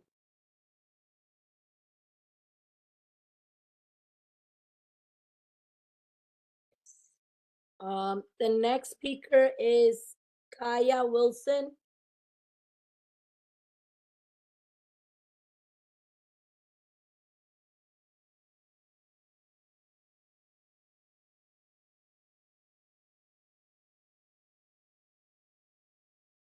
The next speaker is Jay Gold.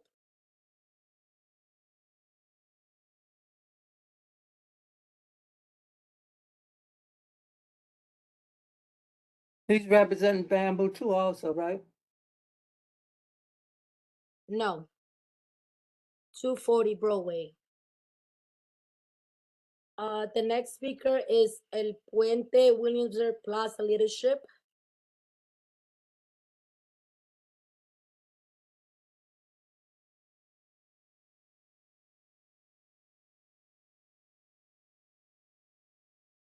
That is it for the speakers. Thank you, Joanna. Okay, that concludes our public session part. Could we have a roll call vote? Roll call, please. Sonia? Gina Argento. Martin Bakowski. Bogdan is here, but he's on the phone. He has a hard Lisa time. Bamanti. Thank you. Now you're muted. Gina Barrows. Here. Eric Rosati. Here. Iris Cabrera. Here. Phil Caponegro. Frank Cabone. Here. Steve Chesler. Here. Michael Trinchella. Teresa Sacado. Stephanie Cuevas. Kevin Costa. Ronan Daly. Giovanni D'Amato. And Jen Peterson. Here, I'm here. Evan Drinkwater. Arthur Dubinowski. That's the message they should call you Arthur Dubinowski. for his son. Here. His name is? Excuse me, Rabbi Needleman, please. Rabbi Needleman, please mute yourself. Adelina Crontas. Lloyd Fang. Julia Amanda Foster. Here. Alice Fuller. Here. Crystal Garcia. Here. Joe Goldstein. Joe Gross. Here. David Helmick. Here. Sabrina Help. Katie Denny Horowitz. Here. Tony Iglesias here. Moses Inding. Jacob is the what? Who? Jacob? It's the. It's Stewart. I'm here. Sorry, it's Suez. I gotta get used to it. Sorry. Robert Jeffrey. Mozina Kaminsky. Here. Mozina Kaminsky. I'm here, Sonia. Thank you. Corey Canton. Paul Kilterborn. I'm here. Thanks. William Glasgow. Here. Marie Lieza. Here. Thank you. Adam Myers. Sante Michelli. Yeah. Thank you. Toby Moskowitz. Rabbi David Needleman. Here. Thank you. Maria Domerick. I'm here. Thanks. Janice Peterson. Here. Thanks. Austin Bird. Mr. Austin? I'm here. Thank you. Michelle Rojas? Bella Sables? Here. Thank you. Ivy Sofer? Here. Thank you. Samari? Samir? I'm here. sorry. Thank you. Hi, Delty? Sonia. This Yeah. is Gina. Okay, sorry. Gina, I'm sorry, Gina? No, I'm here. Sorry, Sonia. I'm here. Adento, right? Yes. Thank you, Thank Sonia. you. Thank you. William Vega? Here. Simon Weiser? Simon?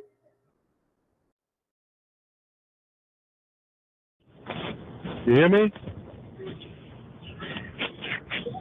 Simon.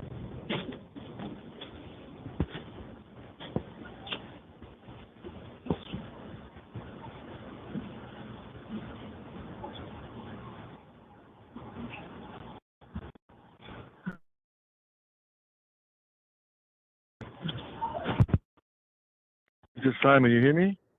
Yes, Madam Chair, 34 members answer the call. Thank you so much, Simon.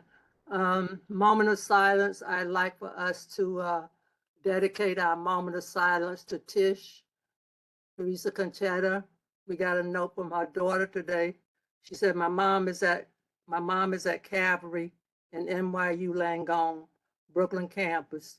Calvary is end of life care, room 317. And she'd like the board to pray for her. So can we dedicate our moment of silence to Tish, please?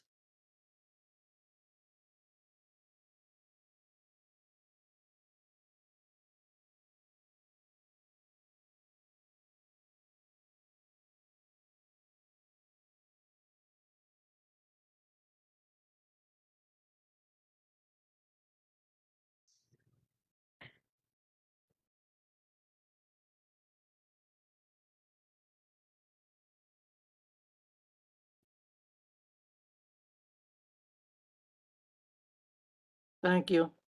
We're swearing our new members now. Our new board members is Kevin Koska, Angelina Katalis, Jacob Isselwoods, Austin Pareed, Shamir Talley, and Michelle Rojas. Please repeat after me and say your name. I do hereby affirm and declare that I will support Do hereby affirm and declare that I will support the Constitution of the United States, the Constitution of the United States, the Charter of New York City, Charter of New York City, and the bylaws of Community Board 1, and the bylaws of Community Board 1, Brooklyn. Brooklyn. I will faithfully discharge the duties as a member of Community Board 1 I will faithfully discharge the as duties a of member of Community Community Board. Board 1, Brooklyn, to which I have been appointed according to the best of my ability. Brooklyn, To which I have to which been I've been appointed according to the best of my abilities. Thank you so much. Welcome to Community Board 1. Can I have an approval of the agenda, please? I approve the agenda. David Niederman. Second, Delty. Rabbi Needham and Del Teague, all in favor? Aye. Aye. Aye. Aye. Abstentions? Against? Now approval of the minutes, please. The approval of the minutes. I make a motion, Iris Cabrera. Second, Iris? Joel Gross. Who second? Joel Gross. Iris and Joe Gross, all in favor? Aye. Aye. Aye. Aye. Aye. Aye. Aye. Against? Abstentions? Motion carried.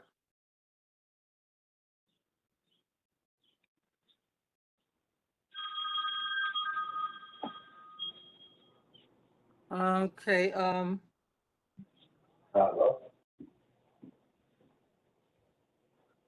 committee reports.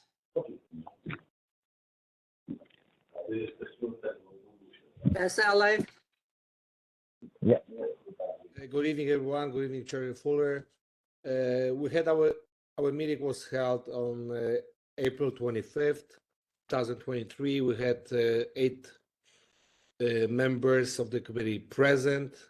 First of all, I want to thank you all the members for all the hard work that we put into SLA. I would like to have a motion to approve our report as read. I make a motion, Bozina Kaminsky. I second it. roll call vote, please. Sorry, Mr. Rabbi Needleman, second the motion? Oh, I made a motion, Bozina No, who Kaminsky. seconded Rosina it? and Rabbi. I said David Niederman seconded. Okay, thank you so much. Tina Dento, Yes. Baden Bakarowski, He said Lisa yes. Vermonte. Yes. Lisa Vermonte, Yes. Tina Barrows. Tina Barrows, Yes. Eric Rosaitis, Yes. Iris Cabrera, Abstain. Phil Caponegro, Frank Cabone, Yes. Steve Chesler, Yes. Michael Chinchilla, Teresa Sincata, Kevin Costa, Stephanie Cuevas, Ryan Daly, Giovanni D'Amato. Yes. Giovanni? Yeah, I'm Thank here. you. Yes, I vote yes. Thank you. Aaron Drinkwater, Arthur Dimanowski, Yes. Angelina Gota, Lloyd Fang, Julia Amanda Foster. Yes. Julia, Yes, thank yes, you. yes. Thank you. Crystal Garcia, Yes. Joe Goldstein, Yes. Joe Gross, Yes. David Helmick, Yes. Sabrina Help, Katie Denny Horwitz, Yes. Tony Iglesias, yes. Moses Zinding, Jacob, it's good. There. It's good. Robert Jeffrey, Yes. Bozina Kaminsky, Yes. Corey Canton, Paul Kulterborn, Yes. William Clasvold, Yes. Marie Lieza, Yes. Adam Myers, Sante Michelli, Yes. Michelli, Yes. Toby Moskowitz, Rabbi David Needleman, Yes. Mary Adamarick, Yes. Janice Peterson, Yes. Austin Hurd, Yes. Michelle Rojas, Bella Sables, Yes. Isaac Sofer, Yes. Samir, Yes. thank you, Del T, Yes. William Vega, Affirmative. Simon Weiser, Yes, you hear me? yes. Sound asleep.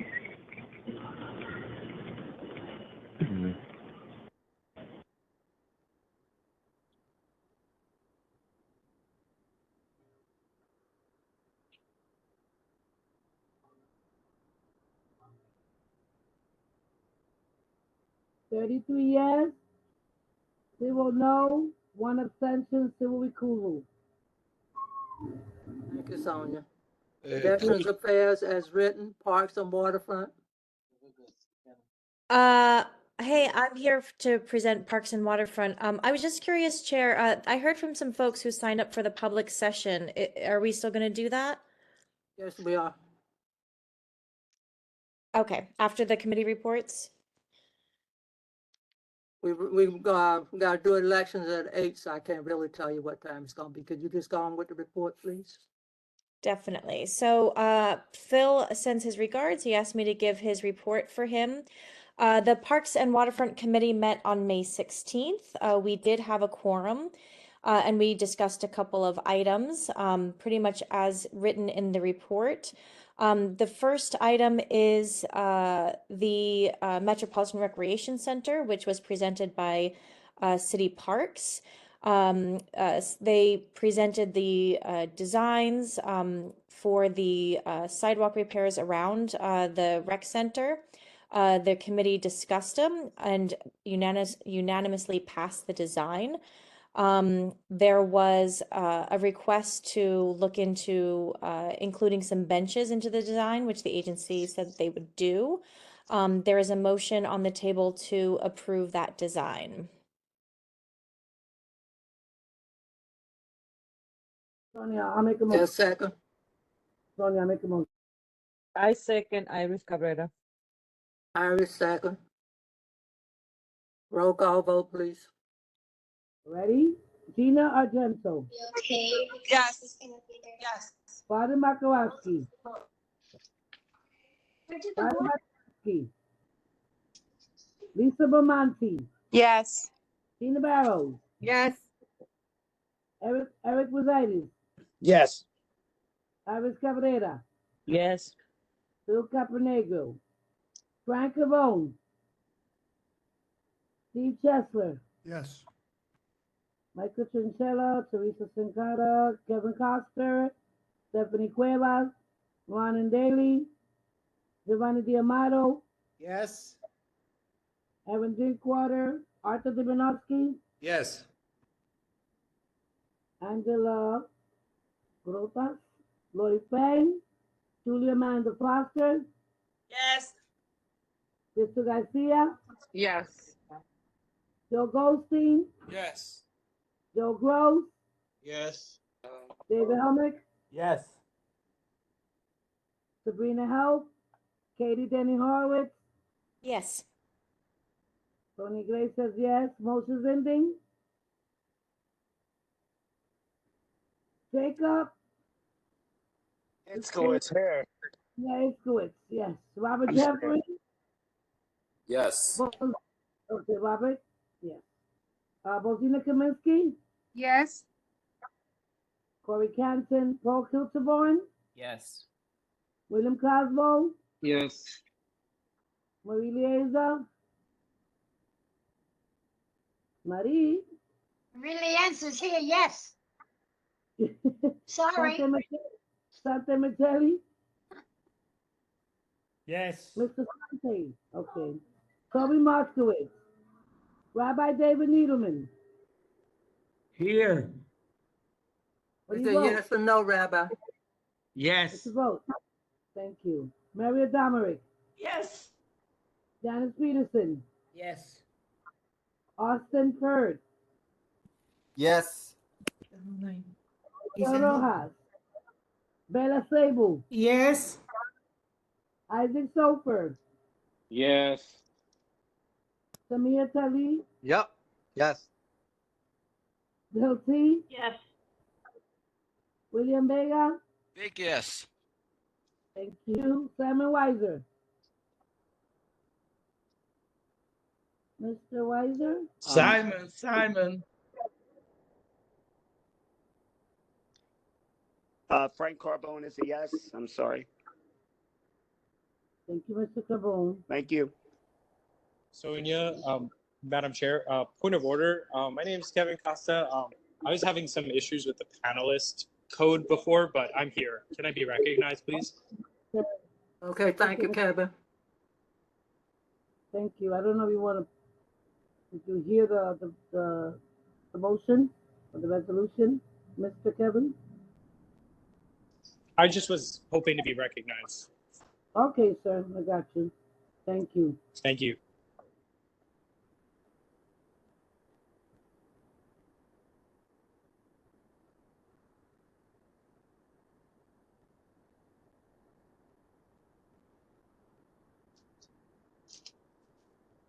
Thirty-two yes, zero no, zero abstentions, zero recusal. Motion carries. you hear me?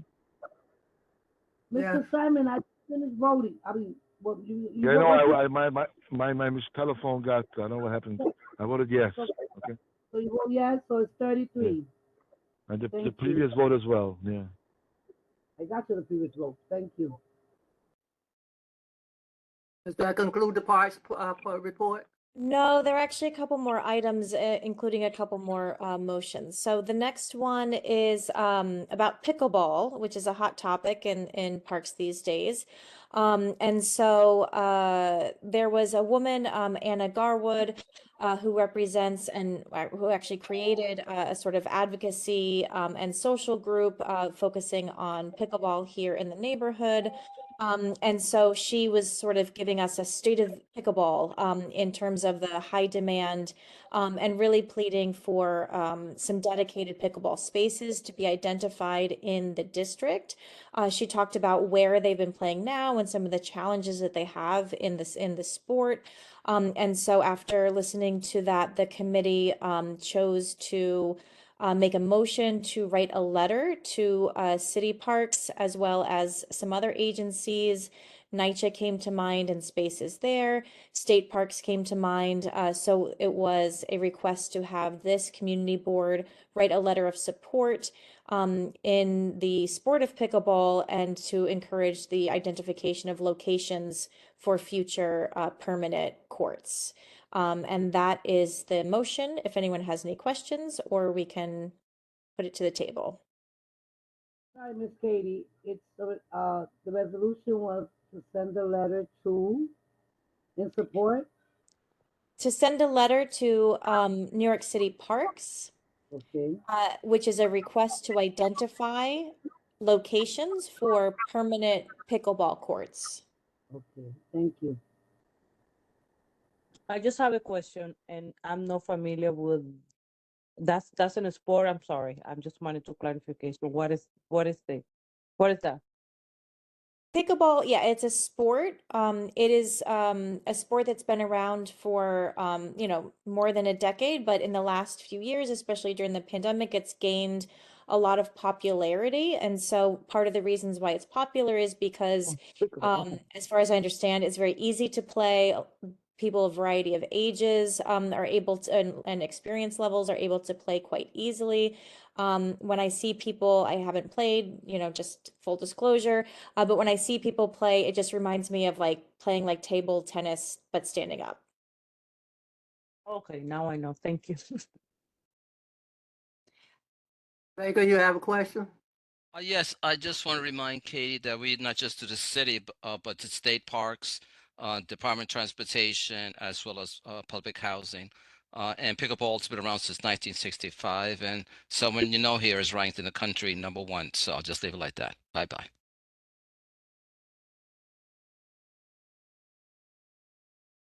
Okay, there's a motion on the table. I will make a motion to send a letter to the Department of Park. Iris? Yes. Wait, point of order. Second one. Point of order. To William's point, the accurate motion should be the other agencies as well, parks, DOT. And William, what was the other one? The state parks and public NYCHA. housing. NYCHA, yeah. Yeah. The night shop, but the agency, but that's what you have in your report. You guys gotta help me here because I read these reports and then when it comes to the actual meeting, we're changing these resolutions, it's not cool. So what's gonna be the actual motion? So it was in the report that it was definitively to city parks.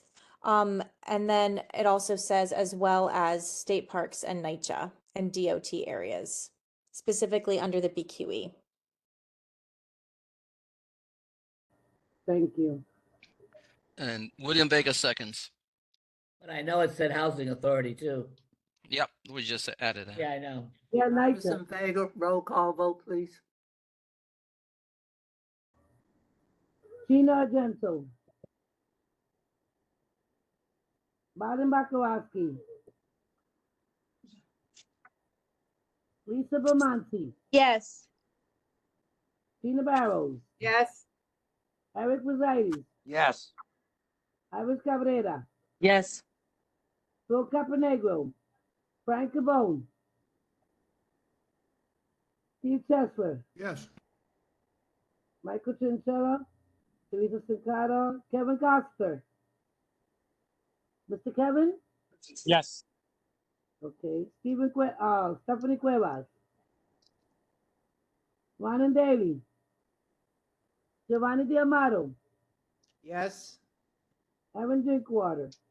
Arthur Diminowski. Yes. Angelina Grotanas. Lloyd Fang. Julia Amanda Foster. Yes. Crystal Garcia. Yes. Joe Goldstein. Yes. Yes. Joe Gross. Yes. David Helmick. Yes. Sabrina Help.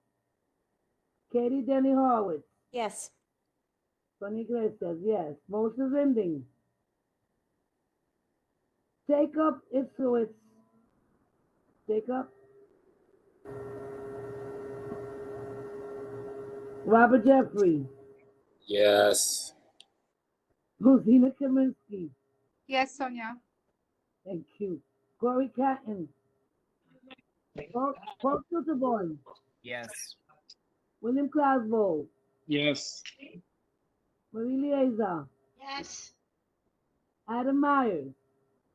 Sante Marcelli. Yes. Toby Markowitz. Rabbi David Needleman. Rabbi. Jetzt hast du noch gesagt. Mary Domerick. Yes. Janice Peterson. Yes.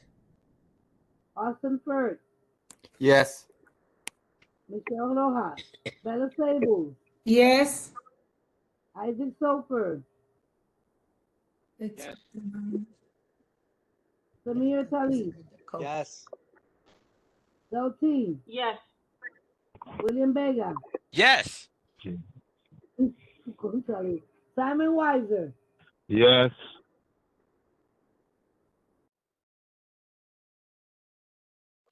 Hi, Sonia. It's Gina Argento. It's yes. Thank you, Gina.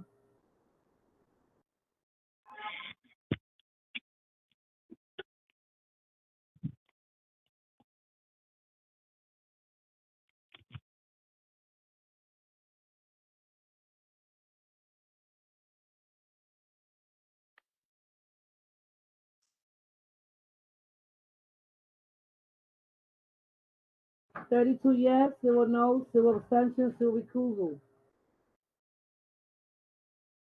Thank you, Sonia.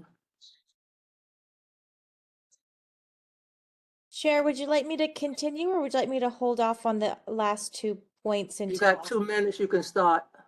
Okay. We won't be able to do the vote at this time. We'll come back and do the vote. All right, I'll be fast. So on this one, the next point was actually a presentation that I had made that was an overview of the programming and services that North Brooklyn Parks Alliance is going to committed to for 2023. But also, and this is what the motion is about, is a request to have the community board support the advocacy campaign known as Play Fair, which is a citywide campaign to urge city officials to put at least 1% of the city's budget towards the Parks Department, which is almost double the amount of the agency's budget to support the parks and open spaces across the city at the level that the parks deserve and very much need. The committee reviewed data points that I had presented over the last 40 years about the city's budget and how that impacts the workforce on the ground. And the committee voted unanimously to pass a resolution to send a letter to City Hall requesting that 1% of the city's budget, as they do their budget negotiations, go toward the Parks Department. I make a motion, Del William Rabbi Vega. Needleman, Del Teague. Okay, we got, we'll come back and do the vote. Now we'll do the nominations. It's 8 o'clock. The floor is open for nominations. Member at large. For the chair first, no? Pardon me? You're not starting with the chair first or from the bottom to top? The floor is open for nominations. Member at large. I'd like to appoint Phil Caponegro. Are there any other nominations? What do we nominate for? I'm so sorry. Phil Caponegro. For what? A member at Member at large. large. Nominations closed. Nominations are open for recording secretary. I nominate Sonia Iglesias for record secretary. Are Iris there any Tapia. other nominations? Nominations closed. Nomination is open for financial secretary. I nominate David Heimlich. Was it David Helmick? Yes, David Heimlich. Are there any other nominations? I'd like to nominate Kevin Costa. Are there any other nominations? David Hyman and Kevin Costa. Nominations closed. Nomination open for third vice chair. I'd like to nominate Gina Barrows. Are there any other nominations? Nominations closed. Nominations open for second vice chair. I'd like to appoint Del Teak. Are there any other nominations? Sonia Iglesias. Sonia, No, I'm due for recording secretary. Thank you, Iris. you decline? Yeah, I like recording secretary, people. Yeah, well, you just say I decline. Yes. Okay. Del T. Nominations are open for first vice chair. Nominating Simon Weiser. Simon Weiser. Are there any other nominations? Yes, I'd like to nominate Paul Kelterborn.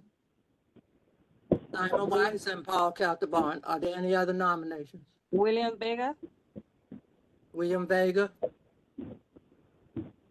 Calderon, Simon, and William Vega. Are there any other nominations? Nominations closed. Nominations are open for chair. I nominate Alice Fuller. Alice Fuller. Alice Fuller. Are there any other nominations? Nominations closed. Thank you. Nominations are open for attendance committee. We have 3 people on attendance committee. Nominations are open. We have the nomination committee now consists of Rabbi Needham, Eric Pisadas, and Iris Cabrera. Nominate Rabbi David Tiedemann. Rabbi Needham. Nominate Eric. I nominate Iris. Iris. Are there any other nominations? Can I say something? I will take the nomination, but I wanted to make sure that we have a meeting. I'm sorry. If we are not having a meeting, I'm not accepting the nomination. I like to be responsible. Sorry. Would you like to decline? Nominating Simon Weiser. I want the nomination, but I want to put in the record that I need to have a meeting for this meeting. I'm sorry. Oh, okay. I couldn't hear what you So said. you want to leave your name up? Yeah, I want my name, but I want to put in the record that we need to have a meeting. I'm sorry. Okay, but you still accept the nomination? Yes, but I want to put in the record that we need to meeting. Okay. Thank you, Iris. Thank you, Iris. Thank you. So somebody nominate Simon? Do you want to withdraw Simon's name or leave it on? Okay, We got 4 people up with voting for attendance. I'm not accepting it. Huh? I'm not accepting it. Okay, you decline it? Okay. Nominations are closed. Thank you so much. Katie, you can continue. Thank you. I think we were just doing roll call. Yeah. Oh, yeah, the motion, yeah, we got to do I'm sorry. We have to do a roll call vote. Can you Does clar- everybody understand the vote? Excuse me, no, you gotta clarify the motion for me, please, Katie. Sure. Repeat the motion, Katie. Sure. This is a motion to have the community board write a letter to City Hall in support of the Play Fair campaign, which would place 1% of the city's budget toward the Parks Department to fund the maintenance and workforce for parks and open space. Thank you. Ready? Gina Argento. Baden Bakowski. Yes. Lisa Bermonti. Yes. Tina Barrows. Yes. Eric Rosaitis. Yes. Iris Cabrera. Yes. Bill Caponegro. Frank Cabone. Yes. Steve Chesler. Yes. Michael Trinchella. Teresa Sankara. Kevin Costa. Yes. Stephanie Cuevas. Ronan Daly. Giovanni D'Amato. Yes. Evan Drinkwater. Arthur Dubinowski. Angela Yes, Croca. sorry, yes. Arthur, yes. Yes, Arthur, yes. Lloyd Fang. Julia Amanda Foster. Most definitely, yes. Crystal Garcia. Yes. Joe Goldstein.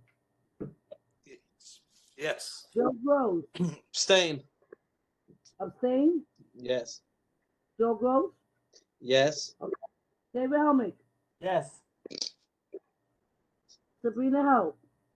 Katie Denny Horowitz. Yes. Tony Iglesias, yes. Moses Indy. Jacob Iskowitz. Yes. Robert Jeffrey. Yes. Bozina Kaminsky. Yes. Corey Canton. Paul Kulterborn. Yes. William Clasvold. Yes. Marie Lieza. Yes. Adam Myers. Sante Matelli. Yes. Toby Moskowitz. Rabbi David Niederman. Yes. Mary Adamarick. Yes. Janice Peterson. Yes. Austin Ferd. Yes. Michelle Rojas. Bella Sables. Yes. Isaac Soper. Yes. Samir Saltiti. Yes. Samir, yes. Yes, yes. Delty. Yes. Mr. Vega. Mr. Vega. Yes. Simon Weiser. Yes. I'm sorry, Madam Chair, before I read, before I count it, who made the motion? I didn't get that. I think Okay. Rabbi and Dale seconded. Rabbi and thank you. I'm so sorry, guys. No worries. Thank you so I much. said yes.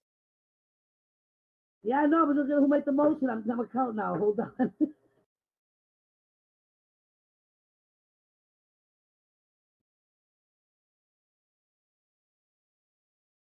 That's it, Sonia. You got all the information you need?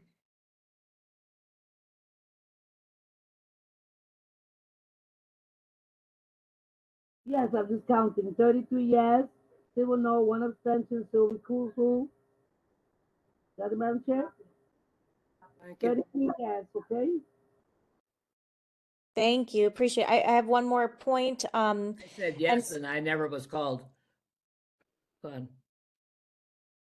Yes, Janice Peterson, I got you. You said yes, and I checked you off. Really? Okay. Yes, I hear you and I heard you say yes. I got you. Okay. Hi, Sonia. This is Gina again. I said yes. Sorry, I'm having problems with my mute. Okay, Gina, so make it 34 and 1 abstention. Thank you, guys. All right, so thank you, Sonia. Our final point of discussion was one that I know I've heard a lot because it's an issue we discuss at the Women's Committee for as long as I have been on it. And so it is the addition of several hours to women's swim at the Metropolitan Pool. Several women came forward requesting an additional hour on Mondays for women's only swim. That's Monday morning so it would be from 9 to 11, and then 2 additional hours on Fridays from 9 to 11. There was a discussion about the challenges that they have experienced in advocating for those dedicated hours. The council members came on and they also provided some insight into why it's been challenging to dedicate additional hours to women's only swim. But ultimately, the committee unanimously voted to write letters in support of the extra hours. The letters would go to the mayor's office and to the Parks Department in support of these so that the women who don't feel comfortable swimming alongside men would be able to have some dedicated time to do so. So that would be The motion. the motion is to send a letter to the mayor's office and to city parks in support of the additional hours. And again, those additional hours are Monday morning, 9 to 11, and Friday morning, 9 to 11. And it was to get a meeting with the mayor. I second the Yes. motion. Who made the first one? Who made the motion? David Niederman. Rabbi? Needleman and Maria Lienza. Thank you, guys. Roll call Ready? vote, please. Gina Argento.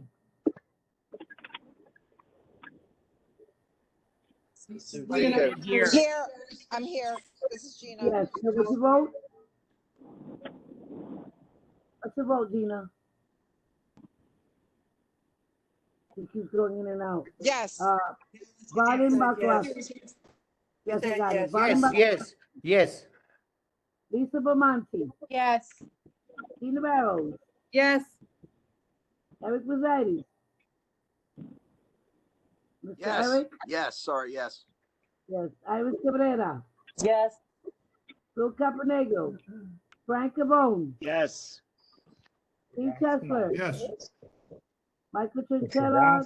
Down Carter. Kevin Costa. Rabbi Needleman, please mute yourself. I'm sorry. Kevin Costa. Yes. Thank you. Stephanie Cuevas. Ron Daly. Giovanni D'Amato. Yes. Thank you. Aaron Drinkwater. Arthur Dimanowski. Yes. Angela Grotas. Lloyd Frank. Julia Amanda Foster. Yes. Thank you. Crystal Garcia. Yes. Joe Goldstein. Yes. Joe Gross. Yes. David Helmick. Yes. Sabrina Help. Katie Denny Horowitz. Yes. Thank you. Sonia Iglesias, yes. Moses Indy. Jacob Itzowitz. Jacob. Robert Jeffrey. Yes. Bozina Kaminsky. Yes. Corey Canton. Paul Kilterborn. Yes. William Casbold. Yes. Marie Lieza. Yes. Adam Myers. Tate Marcelli. Yes. Thank you. Toby Markowitz. Rabbi David Niederman. Yes. Yes. Maria Domerick. Yes. Janice Peterson. Yes. Austin Bird. Yes. Mr. Thank you. Mr. Rojas. Ella Sable. Yes. Thank you. Isaac Sofer. Yes. Samir. Yes. Thank you. Del T. Yes. William Vega. Yes. Yes. Thank you. Simon Weiser. Yes. Simon. Yes. Thank you.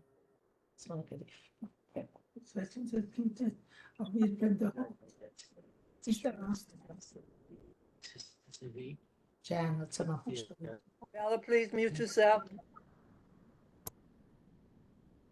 34 yes, civil no, civil abstention, civil recusal. Motion carries. That's it for parks. Thanks so much. Thank you. Is Councilman Gutierrez still on? Is the councilwoman still on? I guess not. If she come back on, we'll call her. Land use? Good evening. Thank you. The first application was for 12 Franklin Street, and that's a special permit. I think we had discussed this earlier at the prior full board meeting. This is a special permit for a mixed-use office, retail, industrial Hello? building. Yes? I'm so sorry, Miss Fuller. Did you all call me? I'm sorry. I was on a CEC call as well. Yeah, I call you. Okay, Dale, can you hold off and let the speaker? Sure, let the I can councilwoman- wait. I can wait Oh, no, until Dell. Please, it's fine. I only just got started. Okay, I apologize, Dell. Thank you so much, and thank you, Chair Fuller. Hi, welcome. everyone on the community board. Sorry about that. If you've not caught wind, I've got some shelters sited in our district, and so just talking. Okay, we know how busy you are. Oh, no, I am, but this is my home. I love y'all. So I just, and Abe from my office is here. I just wanted to give you all a quick update, just a couple of minutes. I know you guys have a long agenda.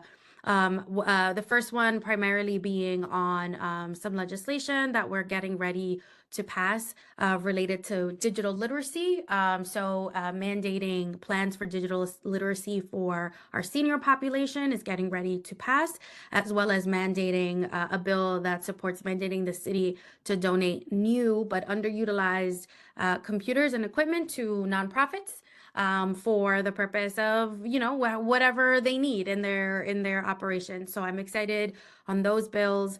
And obviously still working on some of the bigger pieces, which have been universal childcare. A few board members here have been a part of those roundtables, as well as some of the nonprofits here in Williamsburg. So I will continue to keep you abreast of those pieces. We are actually in the middle of executive budget hearings at the City Council. They launched last Monday.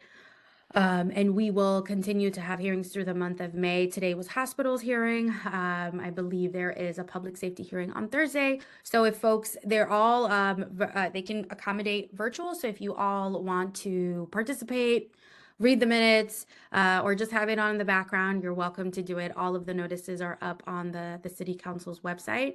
As vice chair of the Progressive Caucus, and I'm not sure if Councilmember Ressler is on here, who is chair, we've been working really hard to fight for investments in mental health services, as well as investing in respite centers, harm reduction sites, overdose prevention sites, which are something that's really important to North Brooklyn, particularly in my district. So we've been working to champion that particular area, as well as really fighting back on City Hall for against any further cuts.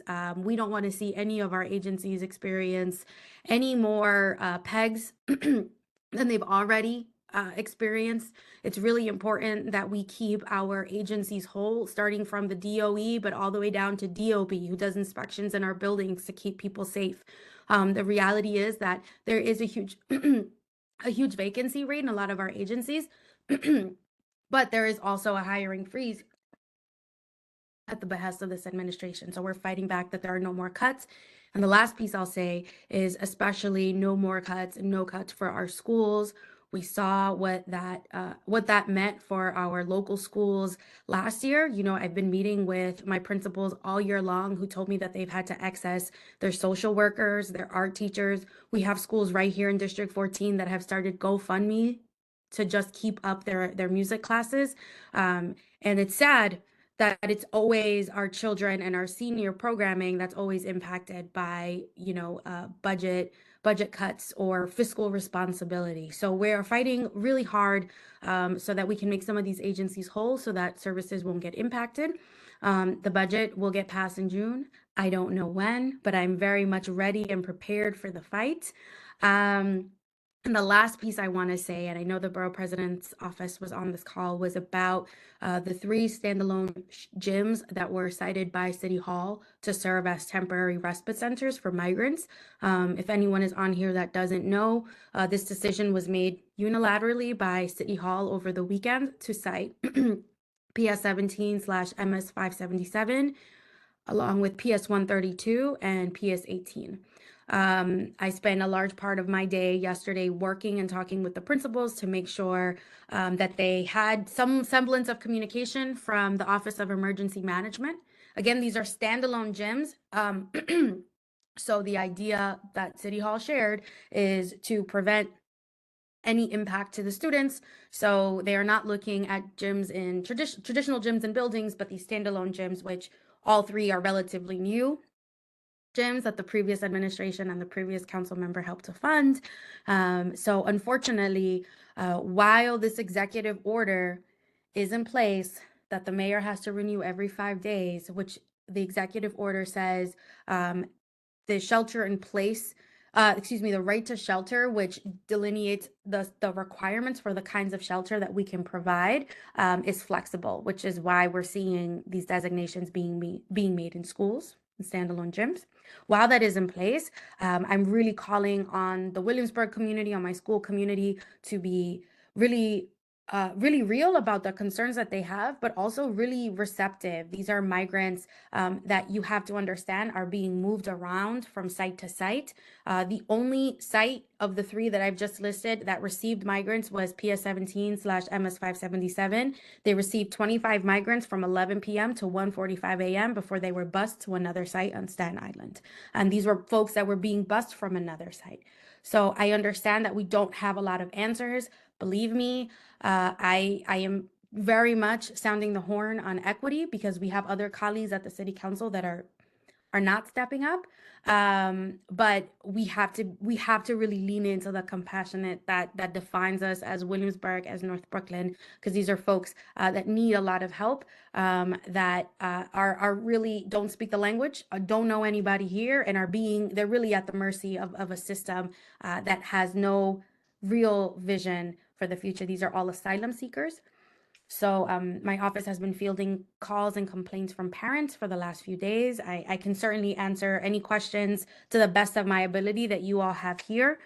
But appreciate this time. I feel that the last piece was probably the more gripping piece. So if folks have questions, I'm here for it. And thank you once again to the chair and the members for being so generous with their time this evening. Thank you. So Do many people have- hands. People have questions for the councilwoman? Are these I see hands up. Are these questions for the councilwoman? Yeah, I did have a quick question. Yes. Hey Jen, so I usually talk about parks here because I do a lot of that, but I'm also on the PTA at PS 31, and I've never heard the term standalone gym, which I assume does that mean it's a separate building from the school? Yeah, I don't PS 31. I don't know. I think you guys got it. I don't know if you got We it. have a gym, but it's inside of the school. No, it's a separate building. So if you look at 132, their gym is on Metro. It's the kids have to walk outside before walking inside. And so they're relatively new. And if I'm being honest, I've heard complaints before this whole migrant crisis from principals saying that these gyms have been really problematic with leaks and issues with the HVAC system, but they are standalone from the brick and mortar building. Is it impacting their recess or their gym time? So great question. So because it hasn't happened yet, none of our children have had to experience it. But yes, my understanding of the protocol is that while there are migrants in the gym, the students are essentially locked down in the building. And it's for, safety concerns that still have not been made clear to me, but that is the reason. So if there is after school programs, they cannot be in the backyard. So for example, 132, they've had their open streets permit because those were the accommodations that they made to their children for years. So they're able to take their kids back on the street like they used to in the past for recess. But that is my understanding of the protocol there. Thank you. Julie Foster. For just answered my questions. Thank you, Jennifer, and thank you for your representation and giving us a clear insight on how you feel about this situation. You answered my question in all of Thanks, Katie. Ms. Foster. Thank Welcome. you. Love you lots. Love you too. Sonia. Hi, Jennifer. I would like to ask. Sonia. Hi. Sonia Glacier. Hi, Jennifer. Thank you so much. I think I have two concerns as the parents came forth. I mean, I know you talked about the standalone, but there was concern because the kids having to be locked down, and that was a concern most of the parents. In addition, the parents, are very alarmed. They're not trying to be insensitive, but the fact that the notification and the explanation to the parents were not given. I mean, what does the mayor say about that? The fact that what happened to transparency or sharing, we're giving the parents heads up. Yeah, so thank you, Sonia, for that question. So because of this executive order, there is no I'm not saying this is right. I'm not saying I agree with this. I got notification, I think maybe an hour after the superintendent gave notification to the principals. I mean, I'm not sure what the mayor has to say about that. It's not ideal, right? I don't think that it's fair for parents on a Sunday. It was Mother's Day when a lot of the parents got this notification. However, I think the urgency and the severity of the city trying to brace itself for, 10 could be up to 10 buses a day, hundreds of migrants a day. I think they are looking at every possible city facility space. And my understanding of these sites is, again, that they're not intended to have any level of permanence for these folks. So I shared the example of, them coming at 25 of them coming in at 11 and leaving at being bused somewhere else at 1:45. So But also, I'm sorry, Jennifer, but also to add to that, a lot of parents are threatening not to send their kids to school, and they pulled out. Today, one of the schools had over 140 absences. What are they going to do about that when the parents start not allowing their kids to attend school because of safety? To have them locked down, you still not guarantee safety. So is there any plans for that? The parents said that they're not going to send their kids to school. yeah, and I think so. I understand that, and I've certainly gotten the rumors about parents not feeling good, so they don't want to send their kids to school, and that's their right. I'm a parent. I get it. If you don't feel good, you're not going to do it. But I just think it's really important to quell the misinformation about safety at these sites. These migrants have been in our city shelters, in hotels for, I would say, about 10 months. And there have been very little legitimate safety concerns to the outside community. I will say that I've been to a number of these sites, including a HERC in my district in Bushwick, 500 single men in a manufacturing site, and they try very hard to keep them contained because of that, and because they are undocumented. So we want to lessen the interactions that they might have with PD and ICE, for example. So I get it that parents have this concern. I don't know what it's rooted in. I don't know if they have instances or examples where they feel that safety will be compromised. I can tell you at MS 577 and PS 17, they got an additional school safety officer who is standing in between the standalone gym and the building. And they also have PD right on the other side of the gate round the clock. And maybe this is information that parents weren't given. And I think a lot of these processes are being rolled out because this literally just happened.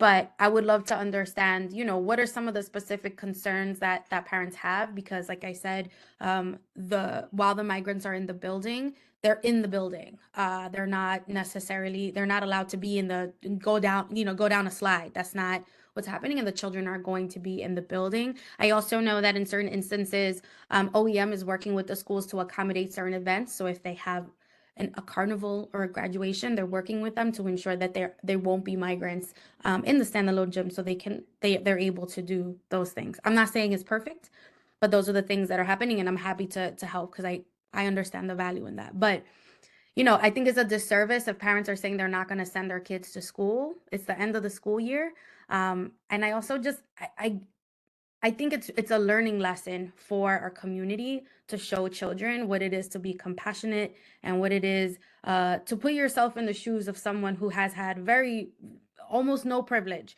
and who has walked here from South America because of political and violent turmoil. And so I get that people have the concerns. People have been calling my office. I'm happy to walk through them and work with them on that piece. But I don't know what it's rooted in fear. And I just want to be very careful about the language that we put out there about migrants. They're coming from Latin America and they're coming from Africa. They're coming here for asylum. They're coming here for work. They are well aware that if they have any interaction with the police, that they are on a list to get deported. That is real for asylum seekers. So I'm open to a conversation, but I just want to be very careful about what we're saying about migrants. Like, we're saying we care about migrants, but just not right here. And I think that's tough for me to sit with. So, but again, if parents have concerns, I'm talking with them and I'm doing my best. Joe Gross. Hi, Jennifer. Joe. What's happening if the mayor is not renewing after 5 days executive order? So my understanding is, and I just learned this today, good question. He basically is seeking a renewal every 5 days because the city is in a state of emergency, essentially, because of the migrant crisis. So he has to get permission from the state, from the governor. And that is the piece that didn't sit well with city council, to be honest, because it removes us from the equation, whereas we're the experts in our districts and we can provide a service and we can be helpful. He is really removing us from that equation. But the first round, I think, went in on Thursday, to my knowledge. So he will likely be renewing it until there's a little bit more stability here.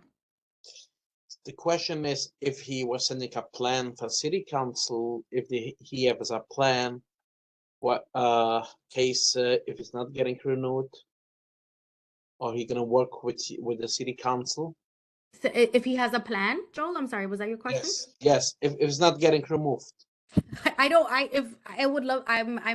asking that. I have no idea. Because I do think that there is a lack of planning at the city and the state and certainly at the federal level, which is kind of why we're so desperate right now. But I have not been made aware. I think I have expressed that I want to be a partner in this. And that's kind of where I'm at. The city or the state is supporting food and everything for the migrants. Is the city paying for food at the shelters? Is that your question? Yes. Yeah, so right now that's exactly what's happening. So there are specific shelters. I can't speak to the ones that we're talking about today, the ones at the school, but at the HERC in my district or the family shelter in my district, yeah, they're contracted. They are considered DHS sites, and so they have food vendors. It's the same food vendors that they utilize at other shelters. Thank you. Amir.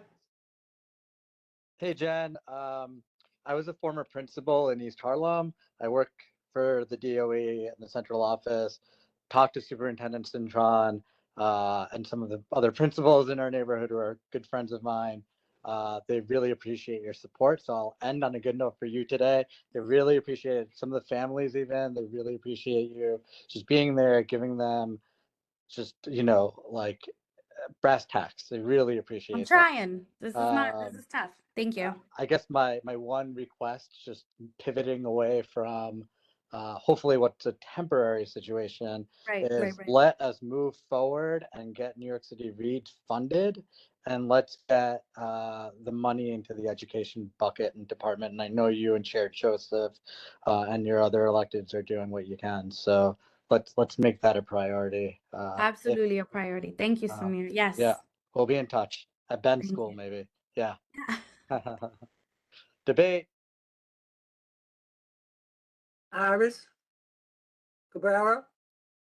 Well, they asked my question, but I wanted to take that opportunity to thank Jennifer. I know yesterday and today has been hard, so thank you for all the support that you've been giving to this family and the community. And yeah, my question was if we been offered the mayor to have a meeting to see how can we work together. I mean, you, the community, and the leaders. But you said that they don't want that, so.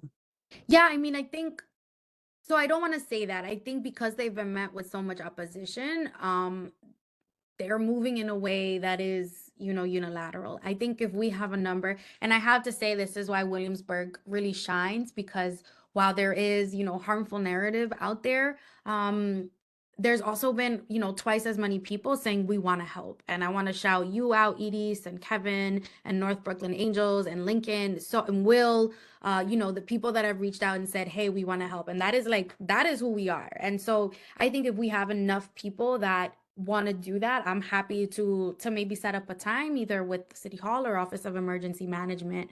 And I don't want to say no. I think that they have been met with so much opposition across the board, with a lot of members who are saying like, why don't you put it somewhere else, not here? That I think it makes the conversation difficult. But if members, if stakeholders want to be a part of that process, we have a ton of support from the borough president today. I think he's been very steadfast on like kind of what we need to focus on. I would love to open that up. Also, this afternoon, myself and a number of our North Brooklyn electeds put out a joint statement, so I can certainly share that with folks.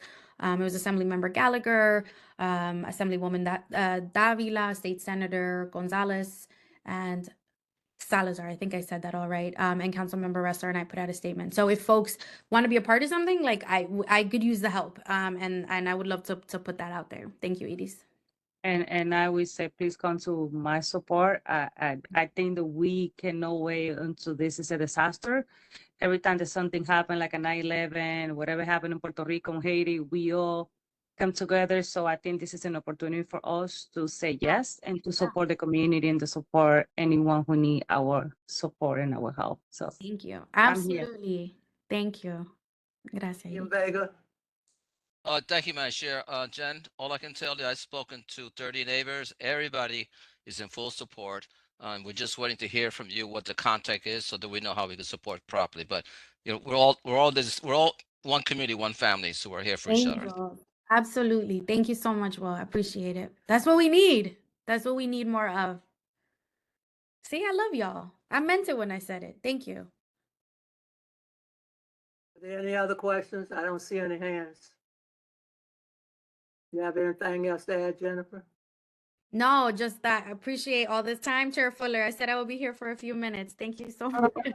You're quite welcome, and I really appreciate everything you're doing because this is an emergency that we got to have a lot of solutions, and nobody seems to have the answers. A lot of But hopefully compassion. the electors can come together and come up with some great solutions that'll benefit everybody. Thank you so Thank much. you so much, Chair. Yeah, be well, everyone. Thank you. You're welcome. Okay, Dale. Okay, thank you. So we did have a quorum at the meeting, and the first, as I said, was 12 Franklin Street. This was an application which was approved approximately 4 years ago. It was approved for a term of 4 years, and they are then entitled to 2 requests for extensions of 3 years each. And they are entitled to that so long as there are no substantial changes in the proposal and no substantial factual changes. The committee was satisfied that they met the requirement. They're not asking for any modifications at all on their proposal. No changes have been made in the zoning, and so the committee voted unanimously to recommend approval of the application, which is in conformity with the grounds for renewal. I need a vote. Wait, hey, Dell, you didn't say what it was for. Like Yeah, what- oh, I'm sorry, I thought I said that earlier. It's for a 7-story mixed-use office, retail, and industrial building. And it's in an M1 zone, and this is the special permit to allow that kind of building to be put in the M1 zone. And again, it was approved already 4 years ago. This is just to renew the application. What is the address? What is the address? 12 Franklin Street. I make a motion, Sonia. I second that, Bozina. Sonia and Bozina, roll call vote, please. Tina Argento, Yes. Biden Bakowski, Yes. Lisa Bamanti, Yes. Tina Barrows, Yes. Eric Rosaitis, Yes. Iris Cabrera. Iris? Yes, I'm sorry. Yes. Thank you. Phil Caponegro, Frank Cabone, Steve Chesler, Michael Chinchilla, Teresa Sankara, Kevin Costa. Mr. Kevin? Yes. Stephanie Cuevas, Ryan Daly, Giovanni D'Amato, Yes. Aaron Drinkwater, Arthur Dibonowski, Yes. Angelina Grotas, Lloyd Fang, Julia Amanda Foster. Julia. Yes. Crystal Garcia, Yes. Joe Goldstein, Joe Gross, Yes. David Helmick, Yes. Sabrina Held, Katie Denny Horowitz. Yes. Thank you. Sonia Gray says yes. Moses Ending, Jacob Iskowitz, Jacob, Barbara Jeffrey, Yes. Ozina Kaminsky. Yes. Thank you. Corey Canton, Paul Kilterborn, Yes. William Cosbo, Mr. William Cosbo, Marie Lieza, Yes. Adam Myers, Sante Machelli, Yes. Toby Moskowitz, Rabbi David Needleman, Mary Domerick, Yes. Janice Peterson, Yes. Looks like it's open. Austin Ferg. Yes. Thank you. Michelle Rojas, Bella Sables, Yes. Isaac Soper, Samir, Yes. thank you. Del T, Yes. William Vega, Yes, yes, yes. thank you. Simon Weiser, Mr. Simon, Frank Carbone, yes. Yes, yes. thank you, Mr. Frank. Thank you. Sorry.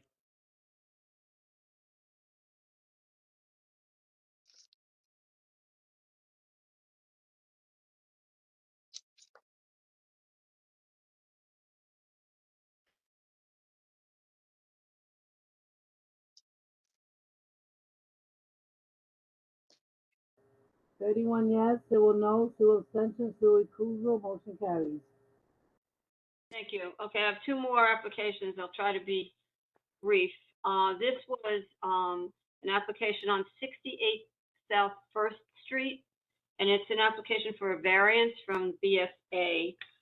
And the only thing that they're asking to be able to build a single-family residence, 4 stories, and even as of right, they can build the 4-story building at the same exact outer perimeters that they are building it now.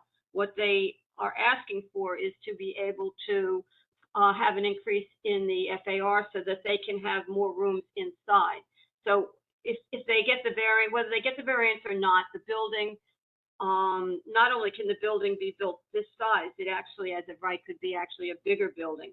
Now, the variance would be on the grounds that it's a unique character in that it is a quite small and shallow lot, and that it was not self-created because it's been a freestanding lot for decades, actually.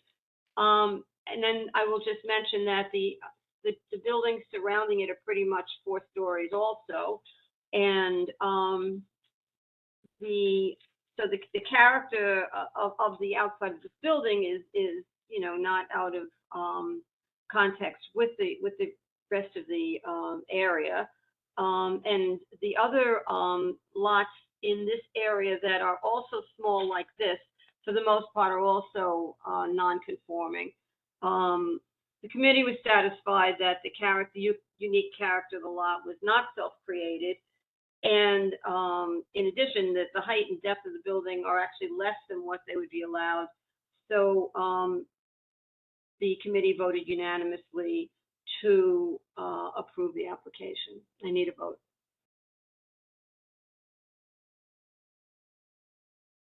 I make a motion, Bożena Kamiński. A second. Steve Chesler seconds. Bozina, Steve Chesler, roll call vote, please. Tina Argento, Yes. Vadim Barkowski, Lisa Bamanti, Yes. Tina Barrows. Yes. Bogdan Bachorowski, yes. Okay. Eric Rosaitis, Yes. Iris Cabrera, Yes. Phil Caponegro, Frank Cavone, Steve Chesler, Yes. Michael Chinchilla, Teresa Yes. Chinchilla. Is that you, Frank? Mr. Cavone, that was Yes. you? Thank you. Kevin Costa, Yes. Stephanie Cuevas, Ron Daly, Giovanni D'Amato, Yes, Giovanni D'Amato. thank you. Aaron Drinkwater, Arthur Dibonowski, Yes.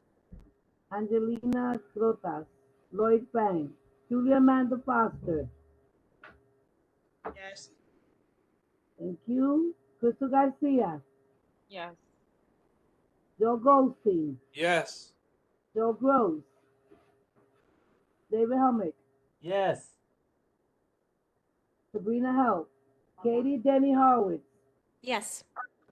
Jenny Iglesias, yes. Moses Inding, Jacob Iskowitz, Jacob, Robert Jeffrey, Yes. Yes. Mozina Kaminsky, Yes. Corey Canton, Paul Kilterborn, Yes. William Klaslow, Mr. William, Marie Lieza, Yes. Adam Myers, Sante Matelli, Yes. Toby Moskowitz, Rabbi David Needleman, Mary Domerick, Yes. Janice Peterson, Yes. Austin Ferd, Yes. Theo Rojas, Bella Sable, Yes. Isaac Sofer, Samir, Yes. thank you. Deltine, Yes. William Vega, Here. Yes. Simon Weiser. Mr. Simon,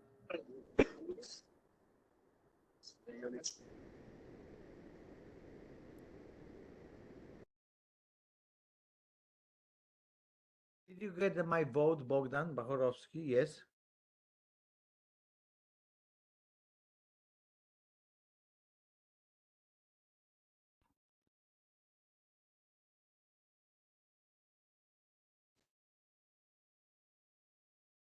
$29 yes, civil no, civil abstention, civil recusal, motion carries. Okay, thank you. Now, then we had the presentation by Greenpoint Landing, and was with respect to some of the outdoor development, the westerly side of West Street between Eagle and Huron Street. Essentially, they're asking to make to be able to make certain modifications, mostly based on the flood requirements and to accommodate the Con Ed vaults. So they and they want to be able to have their primary circulation path, which they modified based on basically a lot of feedback from the community to make it much more circular rather than more straight. They want to be able to link that to the adjoining properties, and the visual corridor there'll be a somewhat of an elevation, again, to accommodate the 100-year flood line. Some wall heights would have to be higher because of the flood elevations that are required for adjoining buildings. And then the tree line will be modified to accommodate Con Ed vaults, but to accommodate for any lessening of the trees there, it's going to be made up for by additional trees. The committee really liked the overall design, and they also expressed that their appreciation for the overall willingness of the developer as this has been going along to listen to the community and to respond to the community's concerns. I think that all of you are probably very familiar with this, and you're all familiar with this design because they presented to the full board before our committee meeting. So the committee voted unanimously to recommend approval, and I need another vote. So anyone want to make a motion? I'll make a motion, Steve Chesler. William Vega seconds. Hold on, guys. Motion by Steve, second William by Vega. Vega. Motion. Roll call vote, please. Hold on, Doug, can you read the motion again? What was the resolution? To approve the motion is to approve the application. Okay. Ready? Gina Argento. Yes. Martin Bakowski. Yes. Lisa Belmonte. Yes. Tina Barrows. Tina Barrows. Yes. Thank you. Eric Rosides. Yes. Thanks. Iris Cabrera. You abstain? Yes. Phil Caponegro. Frank Cabone. Yes. Steve Chesler. Yes. Michael Chinchilla, Teresa Sancada, Kevin Costa. Kevin Costa. Stephanie Cuevas. Ron Daly. Giovanni D'Amato. Yes. You, Evan Drinkwater. Arthur Dubinowski. Yes. You, Angelina Grotas. Lloyd Fang. Junior Amanda Foster. Yes. Crystal Garcia. Yes. Joe Gross. Joe Goldstein. Yes. Joe Gross. David Helmick. Yes. Sabrina Help. Katie Denny Horowitz. Yes. Thank you. Sonia Iglesias, yes. Moses Ending. Jacob Itzowitz. Robert Jeffrey. Yes. Rosina Kaminsky. Yes. Corey Canton. Paul Kilterborn. Yes. William Cosmo. Marie Liaison. Yes. Adam Myers. Sante Martelli. Yes. Toby Moskowitz. Rabbi David Needleman. Mary Domerick. Yes. Janice Peterson. Yes. Austin Kurd. Yes. Michelle Rojas. Bella Sables. Yes. Isaac Sofer. Samir Taltali. Yes. Am I saying it correctly, Samir? Talati, but Talati. Okay, I'm so sorry, sir. okay. Talati, yes. Deltine. Yes. William Vega. Yes. Simon Weiser.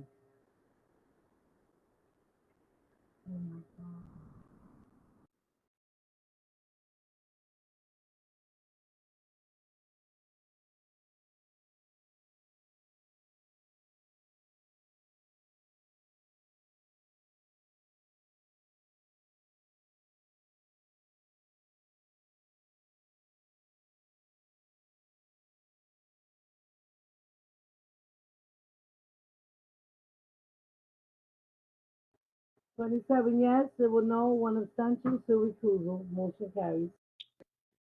Thank you. All right, the next is a presentation on behalf of the Borough President about a comprehensive plan that the Borough President is putting together to address health disparities in Brooklyn with respect to land use planning. And I'm just going to say that as written, we've attached the written presentation so that you can look through it. And then the last thing is part of old business. Just quickly, I wanted to correct the record regarding our committee's deliberations on our March 6th committee meeting regarding the landmarks application of 136 Franklin Street. We were talking about whether the donut could be invaded with the way that the application wanted, what the applicant wanted.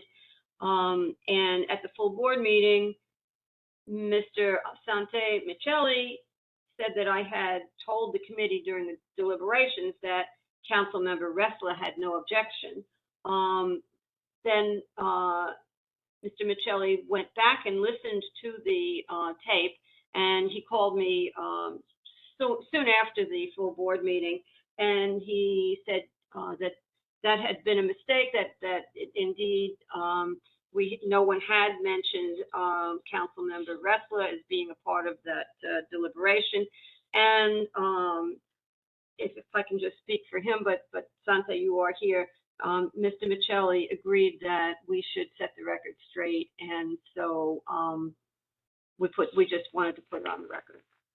And then there was another presentation by Steve Chesler. Mr. Chesler updated us on the landmarks determination regarding 118 North 11th Street, and he mentioned that the application was approved without concern for various issues about the ground floor entrances, and the landmarks committee was not concerned about those concerns, so he just updated the committee.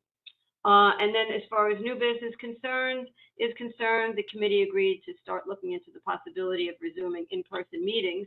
So I think that, we're all thinking about that, and I'd like to get more information. I'll be dealing with the office to find out the information as to what would we have to do to have in-person meetings, and also to have a sense of what people think. Some people are very much in favor of it. Some people feel that they're not ready, and I don't know if there can be a hybrid kind of meeting. So that's something that we're going to be discussing, and that's the end of my report. Madam Chair, if I'm allowed, I just want to comment on this old business. And mostly a response to Dale, no confrontation. Just unfortunately, Dale, I couldn't attend the meeting. I have something related to my work. But I just want to state that we had a conversation together, and yes, I did call you because there was an intention to correct. But if I can add an additional detail to be a little bit more precise, because of what I stated at the general board meeting, that one of the neighbors had told me that he heard that the council office, the council member, and then I went over that, and there was a word, you said something, knowing that the council is okay with that, but it was for the profane, it was kind of ambiguous. The council, they thought the council office, and I took that as the council office, but then looking at that again, the reference was to the historic district council. And I know there's been many times confusion, even in last board meeting, between the landmark, the historic council, the historic district council. And I want to say that's what it was, the misunderstanding, if that can be put on the record. But yes, we had agreed, me and Dale, that it was immediately corrected when I went through the recording, that I didn't have much pleasure to do that again, to be honest. But yeah, I want to confirm that. Also, once we're on Thank you. business. Thank you. Yes, I agree. Okay, so if we can make the correction, it was the word that knowing that the council, and that's what the council was taking as a council office, but it wasn't the council office. And I want to add a comment. Unfortunately, I wasn't there to the second point of the whole business, so which definitely educational for the full committee. There was some, I believe, misunderstanding because I had called the office when we sent the report, when the office sent the report, but the first resolution actually was received by LPC. This was the same day of the public hearing. Actually was attaching, he attached my email, but he never attached the email that was sent by the Historic District Council. So I believe at last minute, Joanna recorrected that, and Chair Fuller, I don't know if she had drafted something different, and so there was no attachment, but the comment of the Historic District Council was inserted into our resolution. But initially, I was told by the office that there was no agreement about having that statement, but somehow at last minute it was corrected and it was sent to Gregory Cala, that was there in charge at LPC. So that's something very important. But again, when I attended the meeting, to my surprise, there was no mention about the comment. And whatever format was, that it was coming through an email that attached, which I discovered because Gregory Cala told me they would not consider an attachment, they would not read it. But even the second resolution that Chair Fuller drafted, where the comment was included in our resolution, was not read at all. And I had that concern before generally about this or other application, but what I've discovered, and I will bring it to the committee meeting, and this definitely probably for other agency too, not necessarily to LPC, they would not recognize, we would not language that precisely. For example, he mentioned something, the language says, therefore be resolved, A, or therefore be resolved, B. We have to be far more specific, otherwise they stated that they have fear that our comment may be, I don't know, misinterpreted. So if we continue to do it that way, they will never read even benign comment, which may be just advisory, not imposing on the applicant, but it will not be mentioned at all. So I hope I said that clearly, but I will bring it to our next Landmarks Committee meeting. Definitely, there was again a request for this next application that Bosina will present from Collier Street, which I have nothing against. But if there was something more that we want to say, we have to be very careful how we word it. I will pass the information I've gained to the committee and to Joanna, and so probably now moving forward, that could be updated. But also I want to state something else, that I attend the meeting, and yes, they LPC didn't make much. It seems that they couldn't really enforce that because he was there before. But I want to notice something very important, and that's why I felt a little bit concerned and suspicious. And two of the commissioner, of which are two registered architect, and they ran, two large architectural firm. Actually, they question a little bit ironically the applicant. They say, "Oh, really? Is because there is a fire exit there, or because there is a stair, you could not, you need to have a wall? I never heard about that you need to need a wall." And so there was a question, it was the same question that I had there, do you need to have a wall because you have a stair there? According to the architect, it was the first time that I heard something like that. So I just want to let you know that that was I believe there were two important comments, and that's where the comment was made, but nothing else. So thank you again. Are you finished? I am, yes. Thank you. Landmarks? Yes, Madam Chair. Landmarks Committee met also on May 1st. We had a quorum. We only had one item, 150 Collier Street. That was presented to the full board, and they came to the committee. The proposed work is to prepare drawings for rehabilitation of existing frame 4-story, 8 units multifamily building at 150 Collier Street. The building is located within the Landmark District, and modification of the facade are subject to landmark preservation community review and approval. Drawings have been presented, submitted to the landmark department. A vacate order was received for this building due to its structural damage. Part of the project of the facade part of the project is to facade work on the building. After reviewing the photographs, it was noticed that the facade was altered. Part of the restoration includes replacement of the windows, restoring the elevation with decorative corners and decorative trim below and above the windows. After the presentation, the question regarding this proposal, committee member Steve Chesler had concerns regarding the building that is leaning and needs to be stabilized. Presenters said that the building is temporarily stabilized and under Department of Building mandatory monitoring by engineers. Permanent stabilization will have a new structural framing, and the plans regarding stabilization of this building were submitted to Landmark Department for the review, and they were approved.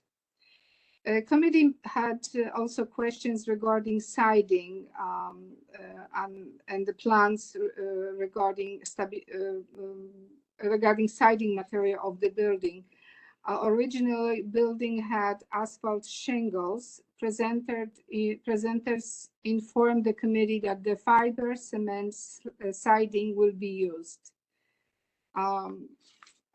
Dale wanted to put on the record that asked the question whether the structural work will be done before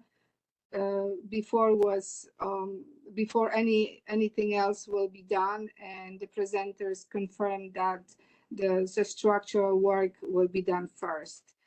Members of the committee, Kovachka and Kellerborn, asked about the hardy fiber cement siding for the elevation. What type of siding? The presenters informed the committee that the wood grain smooth fiber cement panels will be used.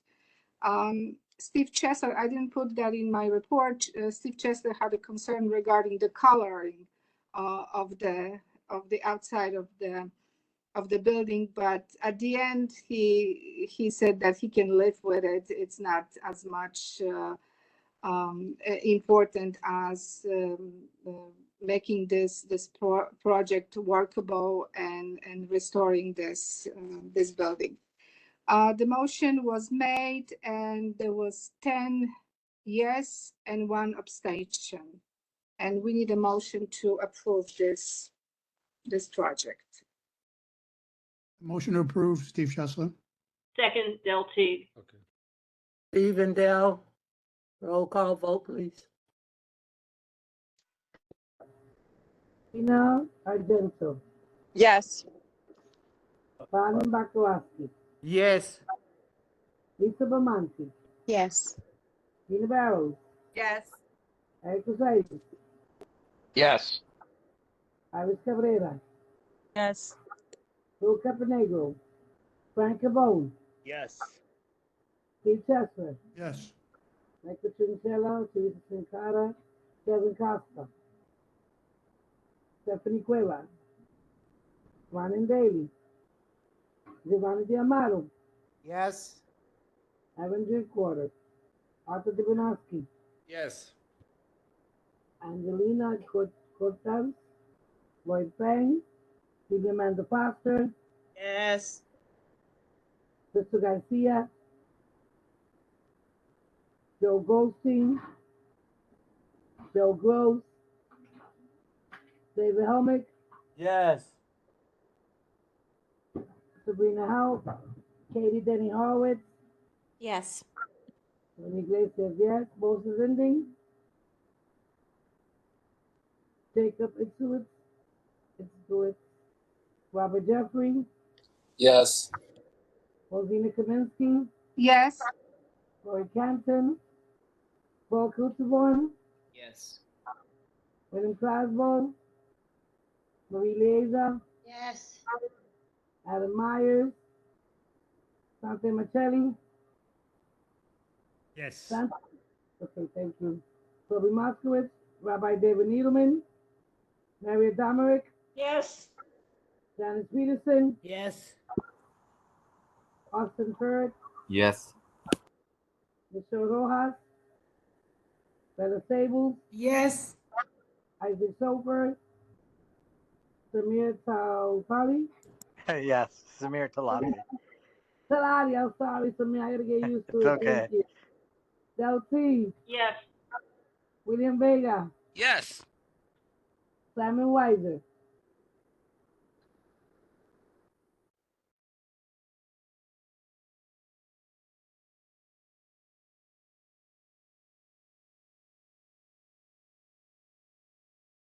Hi, this is Kevin Costa. I didn't hear my name, but I'm yes. Kevin, okay. Yes, Kevin, I said it twice. Kevin Costa, thank you.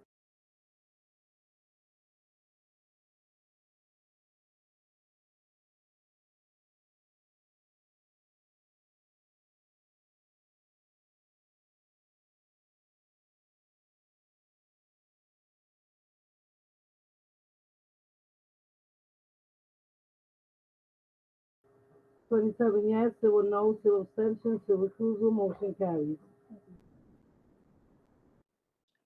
That's it, that's it, Chair, for me. Thank you, Rosina. Transportation, Thank you, Madam Chair. Can everybody hear me? yeah, we can hear you. Yes. Okay, good. Okay, thank you. Okay, the hour is late, but this was quite a transportation committee meeting. Basically, we had one item Try on to the. be as brief as possible because we I still will. have to I do will. public session. I know. Okay, so what I'm gonna do is I'm just gonna run down. So the topic was McGinnis Boulevard safety improvements, and it was the update from DOT coming back from last June's meeting where they presented 3 different plans, and they reported out what plan they were going with, and I will read out the synopsis from the report. I'll actually encourage people to look at the YouTube meeting if you only hear the presentation by DOT and maybe the early comments, because it's quite dense in what they're doing. But I'll run through this as quickly as I can. So the most glaring thing is that they're going to remove 1 lane of traffic in both directions to discourage cut-through traffic on the McGinnis corridor from Meeker to the bridge, Pulaski Bridge. There will be an installation of 1 protected bike lane, cyclists protected from travel lanes by a parking lane in each direction. Pedestrian and cyclist crossing at Freeman Street with improved access to the Pulaski Bridge. Introduction of commercial and neighborhood loading zones at various points along the corridor. The sites yet to be determined. Restrictions on left turns at Driggs, Nassau, and Engert. redesign of left turn at Humboldt, Bayard access to the BQE, which is still under review by them. They'll be coming back to us with an update on that. Curb extensions to reduce the crossing distance for pedestrians at several intersections. Safety improvement projects, SIPs, which involves in-house DOT resources such as paint and other street treatments. Signal timing adjustments and other measures is expected to be completed by the end of marking season, which would be mid-fall of this year. The larger work, the capital work with contracting partners, will begin sometime in the spring of 2024. You can see the DOT plan that was attached. We had over 120 people who had signed up to speak on the item, but because the item ran long, it was unfortunate that we could only hear about 20, maybe even 15 people. I did try to get people who had submitted requests that were either on McGinnis or, you know, within like a 2-block radius of it, to get the most impacted neighbors to hear from them. Unfortunately, a lot of them did not answer when they were called. So for the public that's listening now, I do apologize that the time was limited and we couldn't hear everybody. I know that there is a lot of support for this plan. There are still significant concerns that need to be worked out in terms of rerouting, both once the project is finished and during the construction. We'll be working with the 9-4 and transportation chief at NYPD to try to get a real handle on how to make it less impactful while it's happening and as people adjust to the new traffic patterns. There was a commitment from DOT after several people spoke about the industrial businesses and the IBZ, as not just the IBZ that's directly off the Pulaski Bridge, but also in East Williamsburg, because as we all know, there's a lot of business that happens between Long Island City and Queens, and they connect through that way to get to both IBZs. And as of now, DOT has only done merchant surveys mostly. I know there was a meeting. I want to say, was it last Friday? I can't honestly remember. There was a meeting with some of the industrial businesses. We need to hold DOT's feet to the fire to make sure that more of those meetings happen while this low impact marking is going on. But I think everybody understands this is going to be a major disruption to North Brooklyn, particularly to Greenpoint residents. And while there are definite safety benefits to a lot of the things that are being put in, for whatever reason, there are a lot of people that are hearing about this at the last minute, and you can imagine that they are very upset. And so we want to, going forward, we're going to try to provide them with as much information as we can, getting DOT and the elected officials to do the same, because all we can do is hear the complaints at this point. DOT is moving ahead without a vote requested by the board. It's something that we're going to have to really keep an eye on, particularly, like I said, the safety improvements have already started, but there's going to be more coming this summer, and that's the least of it. But once we get closer to spring of 2024, we're really going to need to have a more solid plan for mitigation, because right now, DOT is doing a wait and see kind of thing where they'll adjust after they see what happens with the travel lanes gone. But I think we're going to get a sense of it while they're doing the construction, and hopefully we can get ahead of it and figure it out. So there'll be a follow-up meeting sometime either November or December. I can't say for sure. It might be January, just to see where they ended with the in-house work, and hopefully they'll have a better idea of what's going on with the capital projects. And there's so much about this plan that it's really hard for me to categorize in just a report synopsis. But so I will ask board members to look at the YouTube video at least for the presentation portion, because it really is going to affect everybody in the district. So and then so that's McGinnis, and then I just want to correct something. I thank you, William Vega, for letting me know that I'm an idiot, and I put Carolina instead of Christina Gonzalez in there, and so I'm going to apologize that, and I'll correct that. And then also we've been denied for a stop sign or a stop control at Jackson Street at one point, not Jackson and Graham, as the report states. And my brain was pretty fried by the time we got to old business. So I apologize for that oversight, but that's what I had in my notes, and that's got into the report. We're going to be looking at Metropolitan Grand and Morgan coming up soon, and we're still looking for improved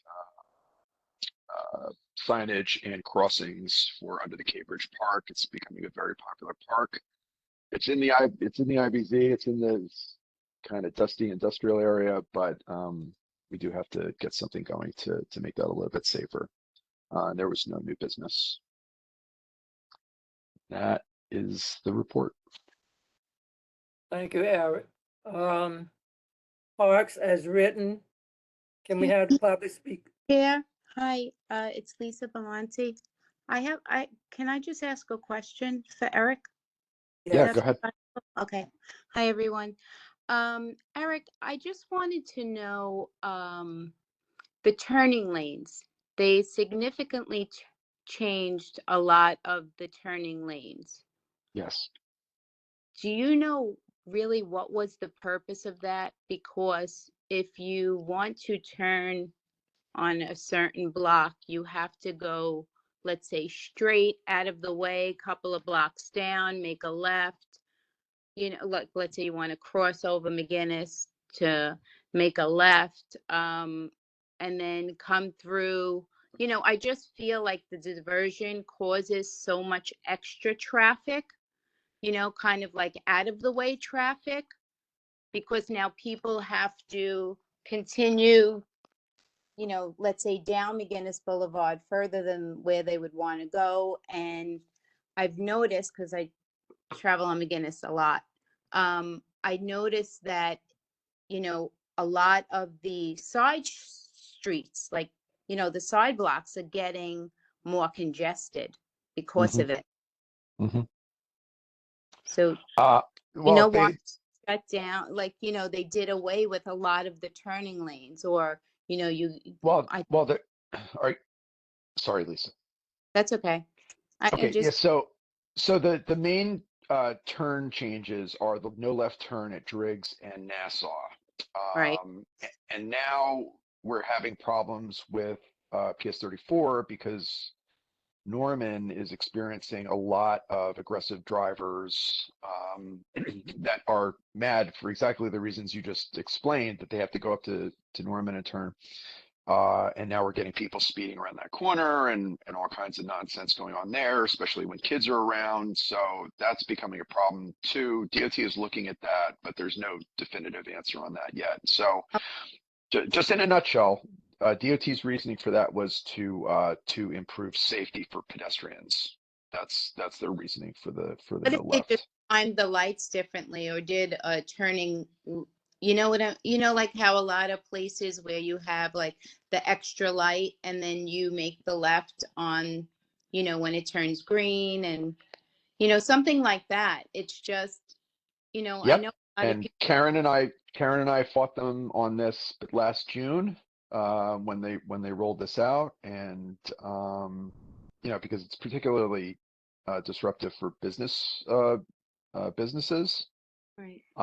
But it's at this point it's baked in the cake, so DOT is going forward with it.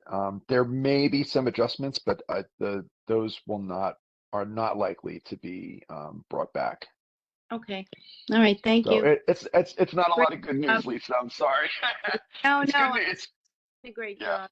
Thank you. Thank you. Thank you. Any other questions? It's a lot.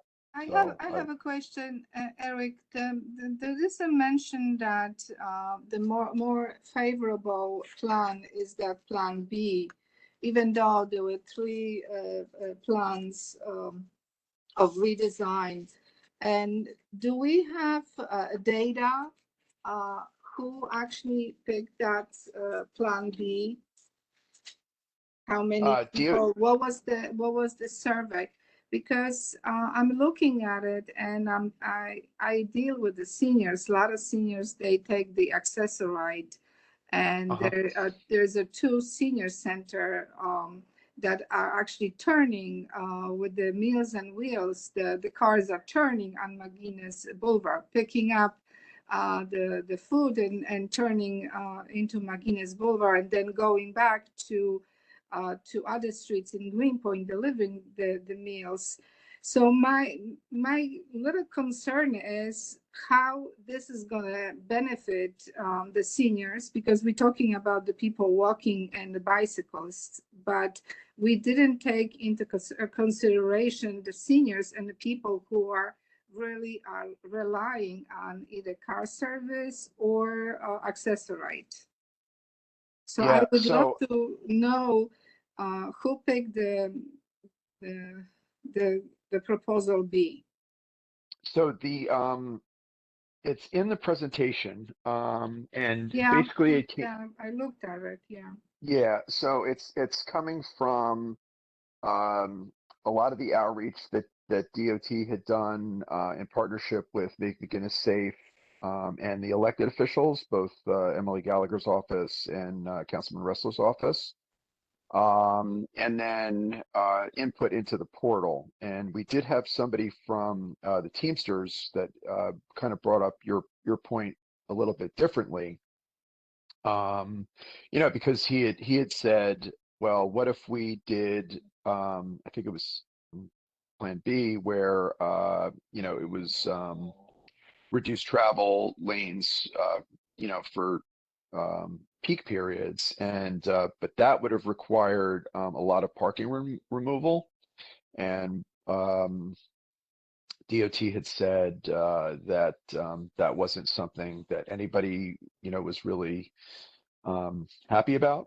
The one thing that I can say when this is said and done is if the conversations continue correctly, that when they start citing the neighborhood loading zones, they're talking about 1 to 2 mid-block. So there will be parking loss. Like, don't think there won't be parking loss. There's going to be parking loss, but it's going to come in for neighborhood loading zones. And so the Access-a-Rides and the Meals on Wheels and those type things will be able to use those. They're not restricted.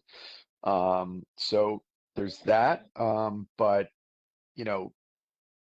it's a lot that's going to evolve over the next 2 or 3 years, where we're going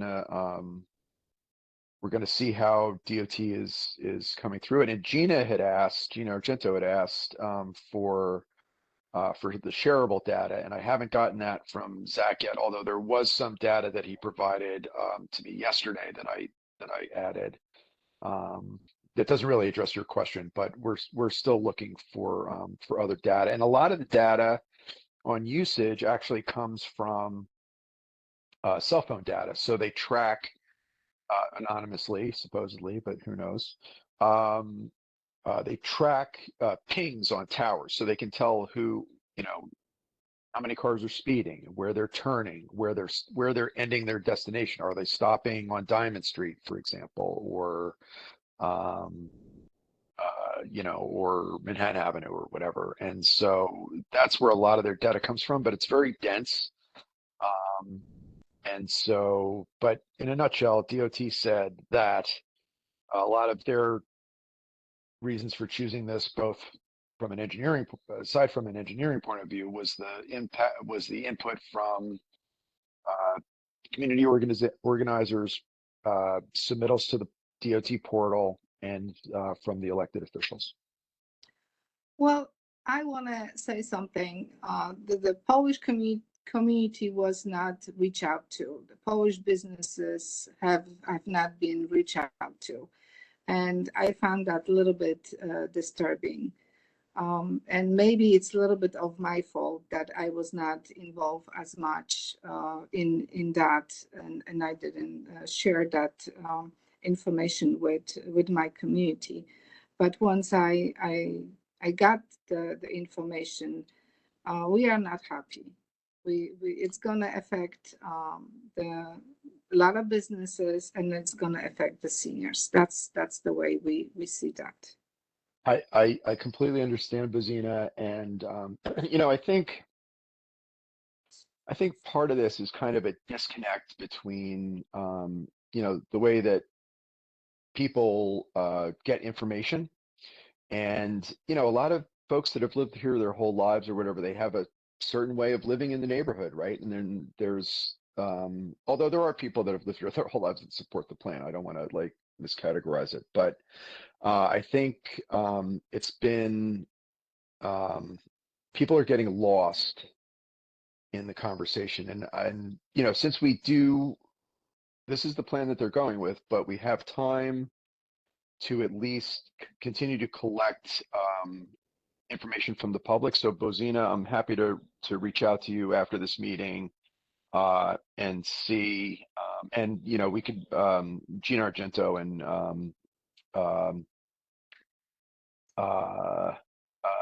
not Christina Holowitz, Monica Holowitz would be good to loop in on this, and we'll talk about it offline. Okay, thank you. Eric, Erica, I have a question or two, if I may. Madam Chair. Wait a minute, Michelli, and let's try to be brief. Let's stick to questions and not short stories disguised as questions. Michelli? Yes, thank you, Madam Chair. My hands was up. Yeah, Eric, I was going to reserve this for new business, but once Bozina has tapped into that, I was invited as a chair of the Outreach and Community Issue on May 5th, and I met Bozina, she was there, but definitely there were a lot of, just to echo what you were saying, there were about 75 business in the area, which, you know, they said that they were never in support of that. And it was called an awareness meeting. It was hosted at Broadway Stages. And so I ended up being there during the meeting, but also after, so I had opportunity to chat with people I didn't know.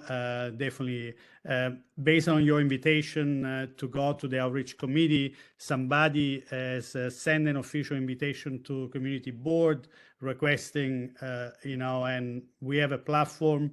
There is the committee. We met there also Eric Radeski. They was there, and he spoke loudly. I believe the full board also received a letter from him. And me and you, we were talking, Eric, about that. Definitely, what you were saying, a lot of business, they have not been properly contacted from DOT, but to give it just the latest news, because I'm in a series of email chain from other block association, and there is a problem of awareness. A lot of people is just discovering this now. They think that they just sign a petition now. That is just at the beginning, but this is not just at the beginning. Of course, this is something has been going on for a while. So I believe we have it's a community issue, you know, and I don't know how we can do, but definitely we can continue to work together. I'm living in the middle of the Polish community together with others. They're not Polish, but we are part, and we share equally the same concern. So we're wondering what can be done. I have a comment to make, and maybe also a question, and I tried to raise it at your committee meeting, but definitely there were a lot of people, not much time. One is the scientific approach, because of what I heard that night, it will see what happened. It's difficult to say now. And we are aware about software, about modeling. We can model what potentially can happen.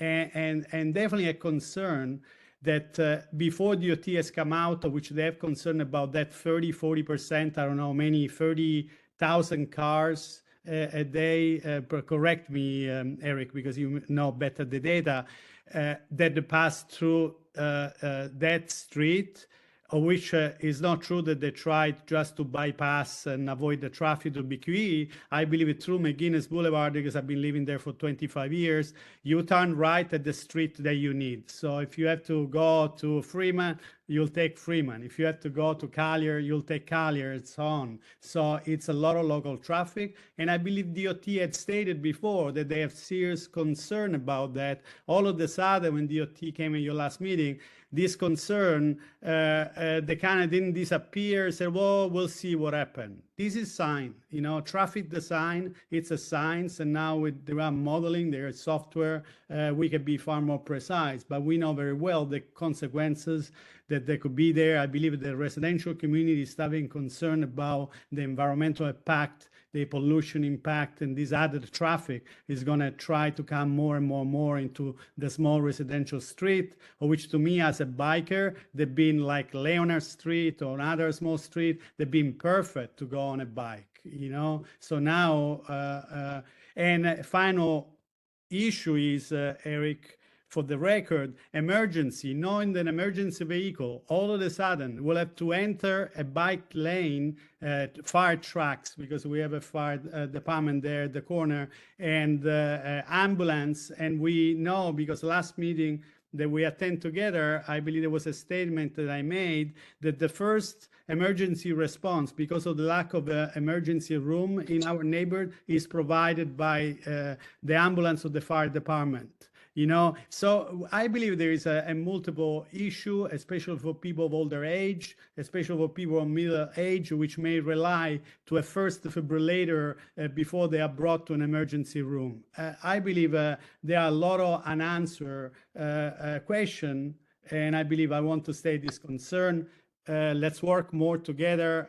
I've been in contact with Monica too from Broadway Stage, but I'm in an open contact with many residents right now. So maybe with your committee, the outreach committee, and a community issue, if a portion of the community it wasn't aware properly until now, let's make it better aware. That's all, Eric. Eric, Madam Chair, may I be recognized? This is Kevin. Austin?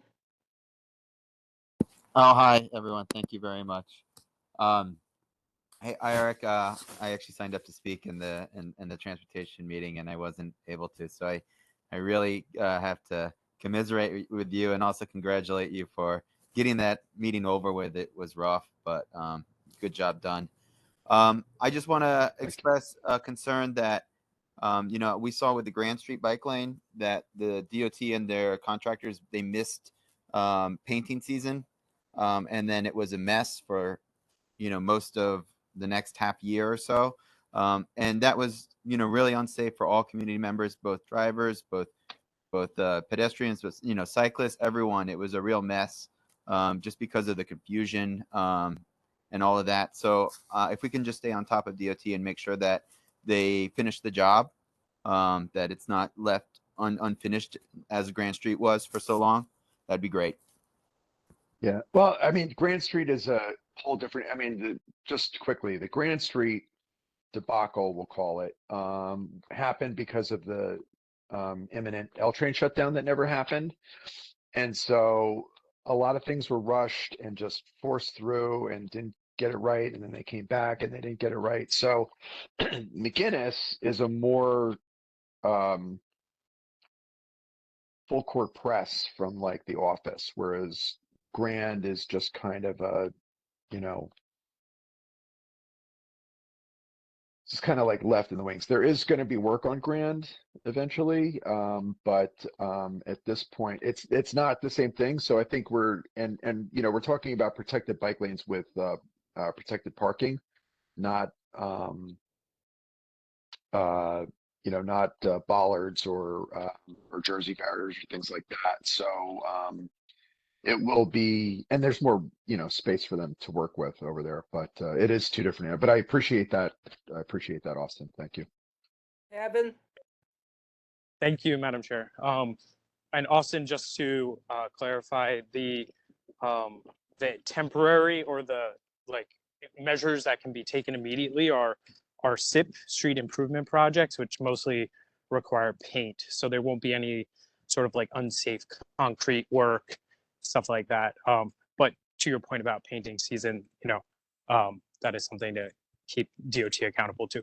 Eric, I wanted to ask if you could, for the record, state how many elected officials have signed on to the option proposed by DOT in support. And then I had a couple of follow-up questions there. As far as I understand, they all have, all the elected officials that represent Community District 1 have signed on to signed on in support. So that would be the assembly member. We didn't. Right. Yeah. So I'm not sure about Davila, but I believe Davila's office has also signed on. I know Velasquez, Congresswoman Velasquez, Jen Gutierrez, Lincoln Ressler, Emily Gallagher, Carolina Gonzalez, or Christina did it again. Gonzalez. And even Julia Salazar, who doesn't actually represent that district anymore, doesn't represent McGinnis anymore. She's signed on. So yes. Okay, so the elected officials who represent the community have voiced their support in unanimously, pretty much, right? I'm trying to think unanimously. And what about citywide officials? I won't speak for them, but I mean they've supported it, and citywide Gallagher officials and Ressler. We did hear from a representative from the Public Advocate's Office came to the meeting and also voiced their support for it. And I think the comptroller as well, correct? I did not have anybody from the comptroller's office. Got it. No. And I don't. how many? I think Eric, you get the emails that all the members of the Transportation Committee get. How many letters or emails, I guess, of support did we receive in total? I don't have that updated right now. I think we're at about 150, I want to say.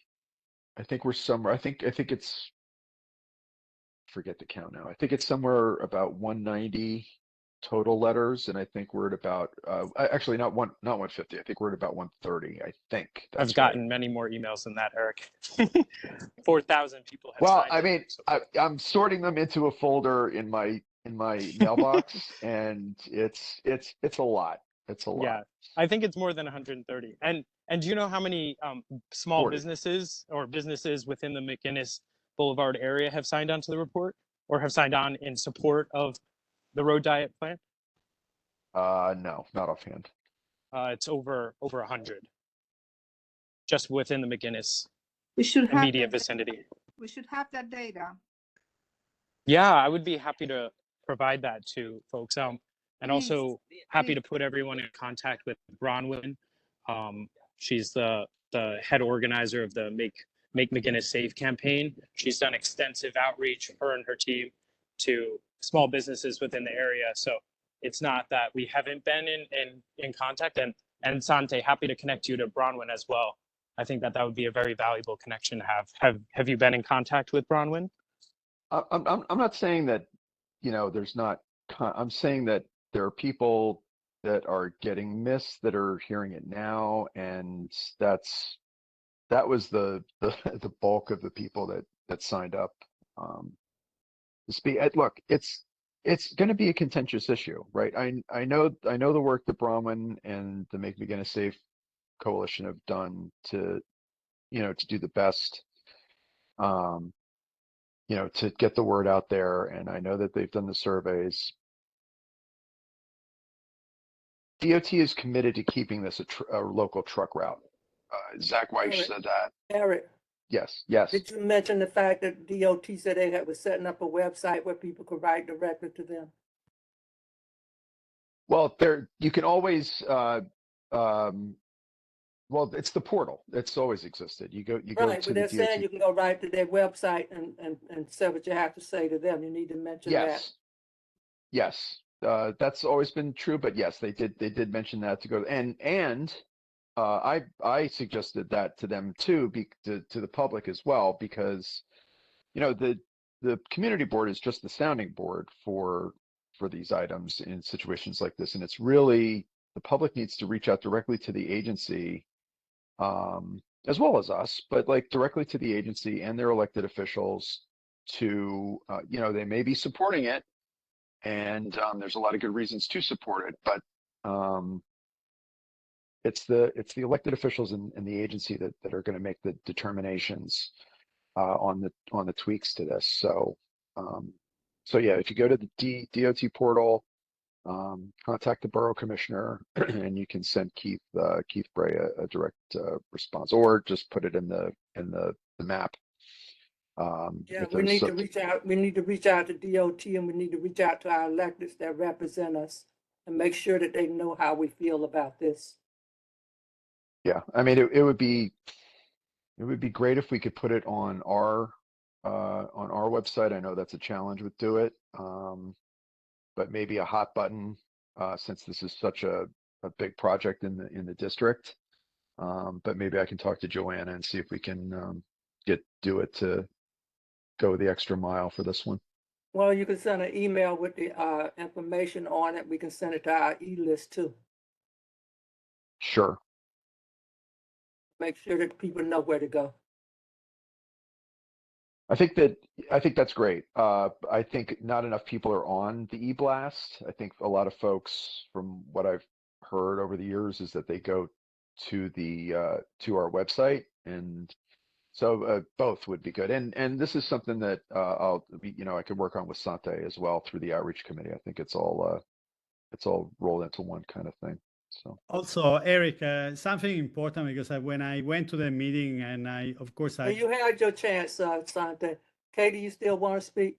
Well, no, my question was just about the outreach committee, because I didn't know it was actually still active, because I don't think there's been a meeting since I've been on the board over a couple of years. So is that something that is a dialogue that's planned, that's and open to the community, or what is the actual outreach there? we're going to have a meeting once the office also has some, we've been avoiding to stress Joanna, which has been working along. Chair Fuller is very aware. So we haven't done the meeting. We stay on hold as we were certain committee had more emergency things. And any proposition, Katie, to answer to you, that we could have made to Joanna, the office would not have the capability. We could recommend to perform outreach, but the office doesn't have right now the capability. Of course, if we're going to have a committee, we were officially invited. There was an email was sent to the board, and we're going to have a committee meeting, and let's support the community if there is a community that is not aware, and together with Eric, to understanding more and help them to understand. And of course, probably if there is to have an icon or something, that's something possible, because we have done that before. Definitely the city could provide that with something not complex, but the committee still assists. Has just been on standby, waiting for a community issue. It seems this is a community issue, and we'll follow the community. That's all. Yeah, we have to use every venue that's available to us. Eric, you might want to reach out to Green Line and ask them if they will post DOT's information on how people can contact them if they have an issue too. So we need to try to use absolutely. every venue we can to get that information out so it can reach as many people as possible. Okay, we're moving on now. Okay, thank you. Parks, as written, can we have the public session? Can you call the speakers now, Joanna, please? Sure. Lauren Camito.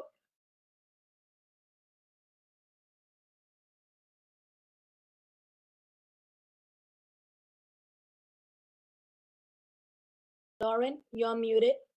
How's it going? I'm Lauren again. I was here a couple months ago, and now apparently I'm known as the book wagon lady from Leonard, according to an email from today. So I just wanted to come and tell you what we've got going on with both Leonard and with the library itself. At Leonard, we are working really hard to do more pop-up libraries than I've actually ever seen a branch do. As we have it scheduled, we're doing approximately 50 hours a month of pop-up library service, which is equivalent to a full week of library service, but outside, outdoors, in the parks, at coffee shops. And if I have my way, over the next few weeks, we'll probably be adding an extra 10 hours or 15 hours or so to that. We're beginning to do story times in Cooper Park on the first Monday of the month. And then on the third Saturday of the month, we're going to be doing a outdoor park reading room in Cooper Park, where we'll set up the books, the computer, the checkout station. We'll make library cards, do chess, story times. And I think we're going to bring the fun little parachute thing that the kids can make into a mushroom and sit under. It's awesome.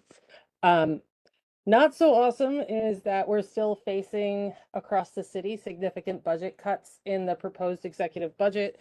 While the mayor reversed the last peg, which was 4%, he did not give us back any of the other funding. So while we're all super happy to get that little bit back, we're still facing $36.2 million in budget cuts across the city, which is about a little over 10 million per library system.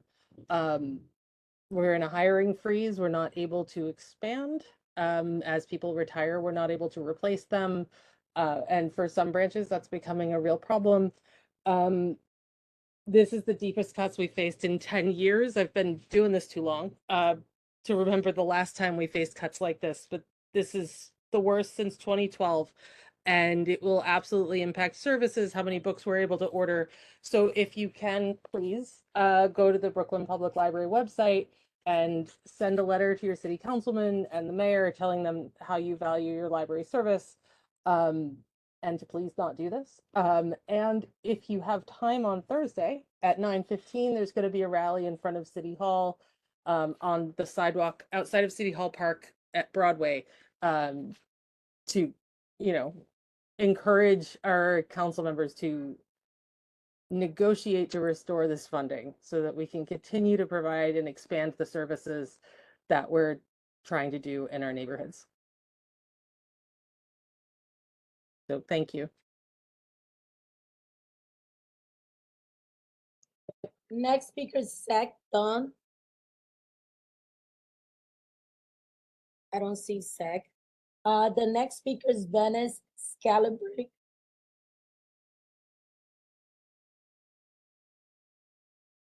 Venus, you're muted. Board one. Thank you for having me. I'm Venus Canterbury. I'm the Brooklyn Outreach Coordinator for the New York City Civilian Complaint Review Board. I'll be very brief with our announcement. We are an independent agency that investigates, mediates, and prosecutes police misconduct of members of the NYPD. I just have some couple announcements. In March, the CCRB appeared before City Council on various occasions. Just to name a few, our interim chair, Albert Rice, provided testimony relating to the agency's budgetary needs. Chair Rice stressed the point that increases to the agency's budget will ensure that the agency can maintain a quality response to police misconduct complaints and enhance its ability to close cases at faster rates. Also, later in the month of March, our executive director testified in favor of bill that was passed by Speaker Adrienne Adams. If passed, this will grant the agency direct access to the NYPD body-worn camera footage, which will enhance our efficiency to close cases faster as well. Second to last, there's two bills that are currently in chambers of New York legislators that will give CCRB access to sealed records. State legislators, Assemblymember Cruz and Senator Bailey have introduced bills that will basically give us direct access to sealed statutes. And lastly, we just had a Brooklyn board meeting that had a lot of community voices that spoke about what the CCRB can do to enhance police and community relations. My phone number, if anyone would like to call me, is 917-742-4098. I'm open to all outreach opportunities, and I would love to be a part of Community Board 1 with any events that are coming up. So thank you and have a great night. Next speaker is Ed Sen.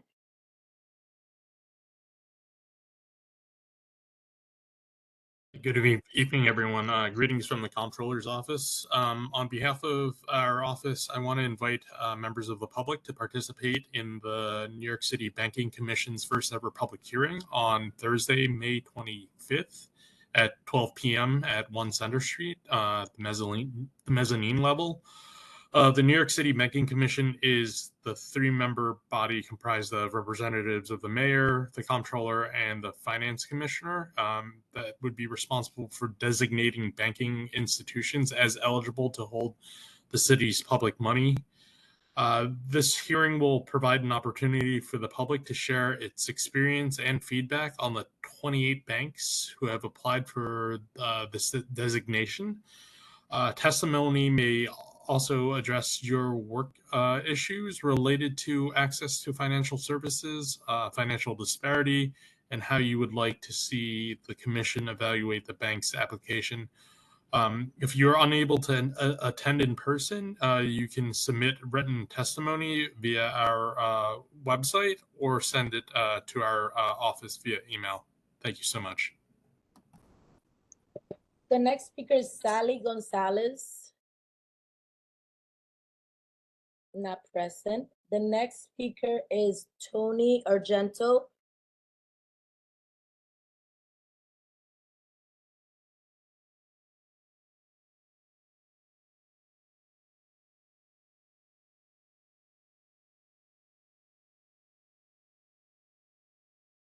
Tony, you're unmuted.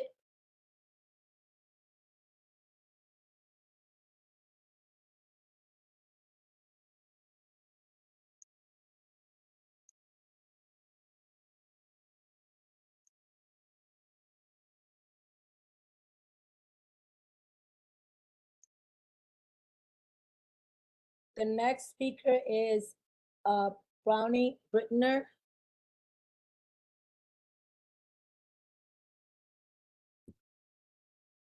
Thank you. My name is Bronwyn Breitner. I am the coordinator for the Make McGinnis Safe campaign, and I wanted to call and speak quickly about the proposal that we saw from DOT.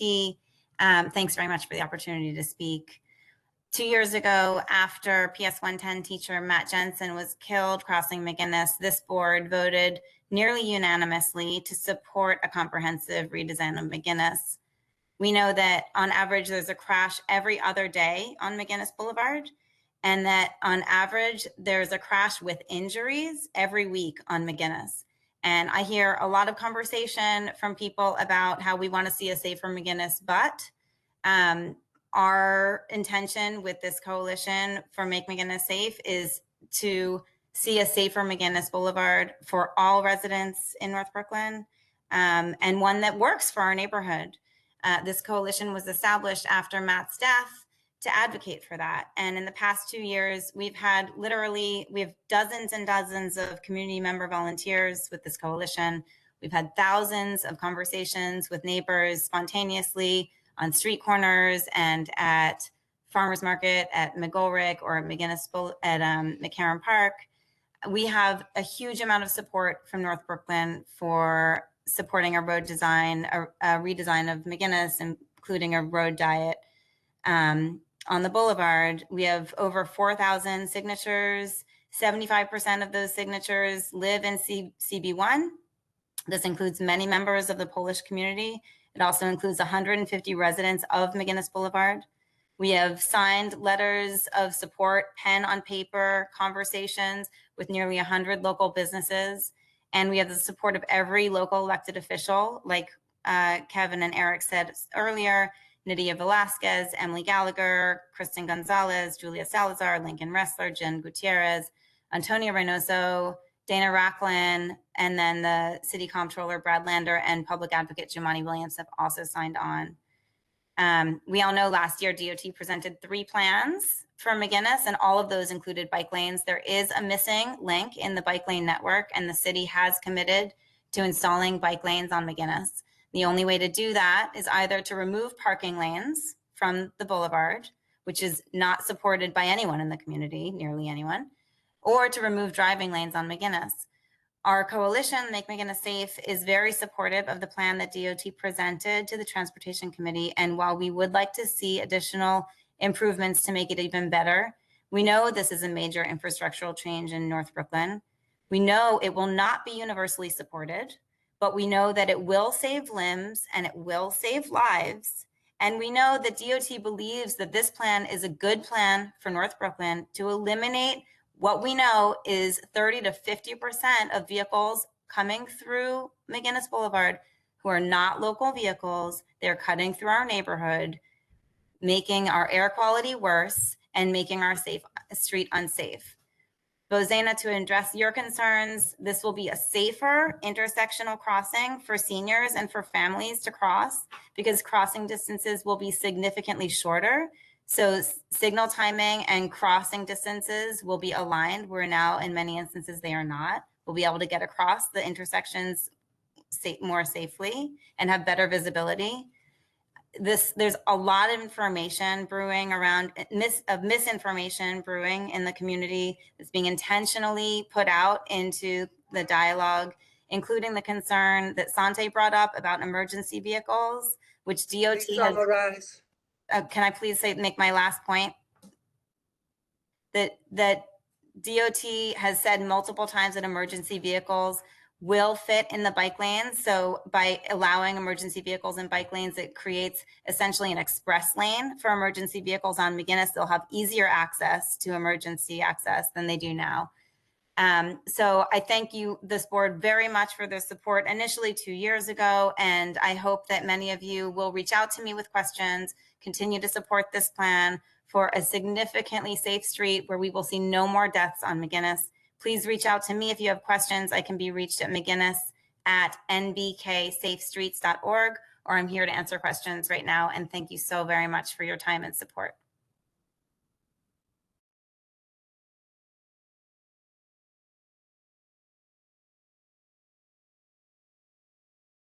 Does that conclude the speakers, Joanna?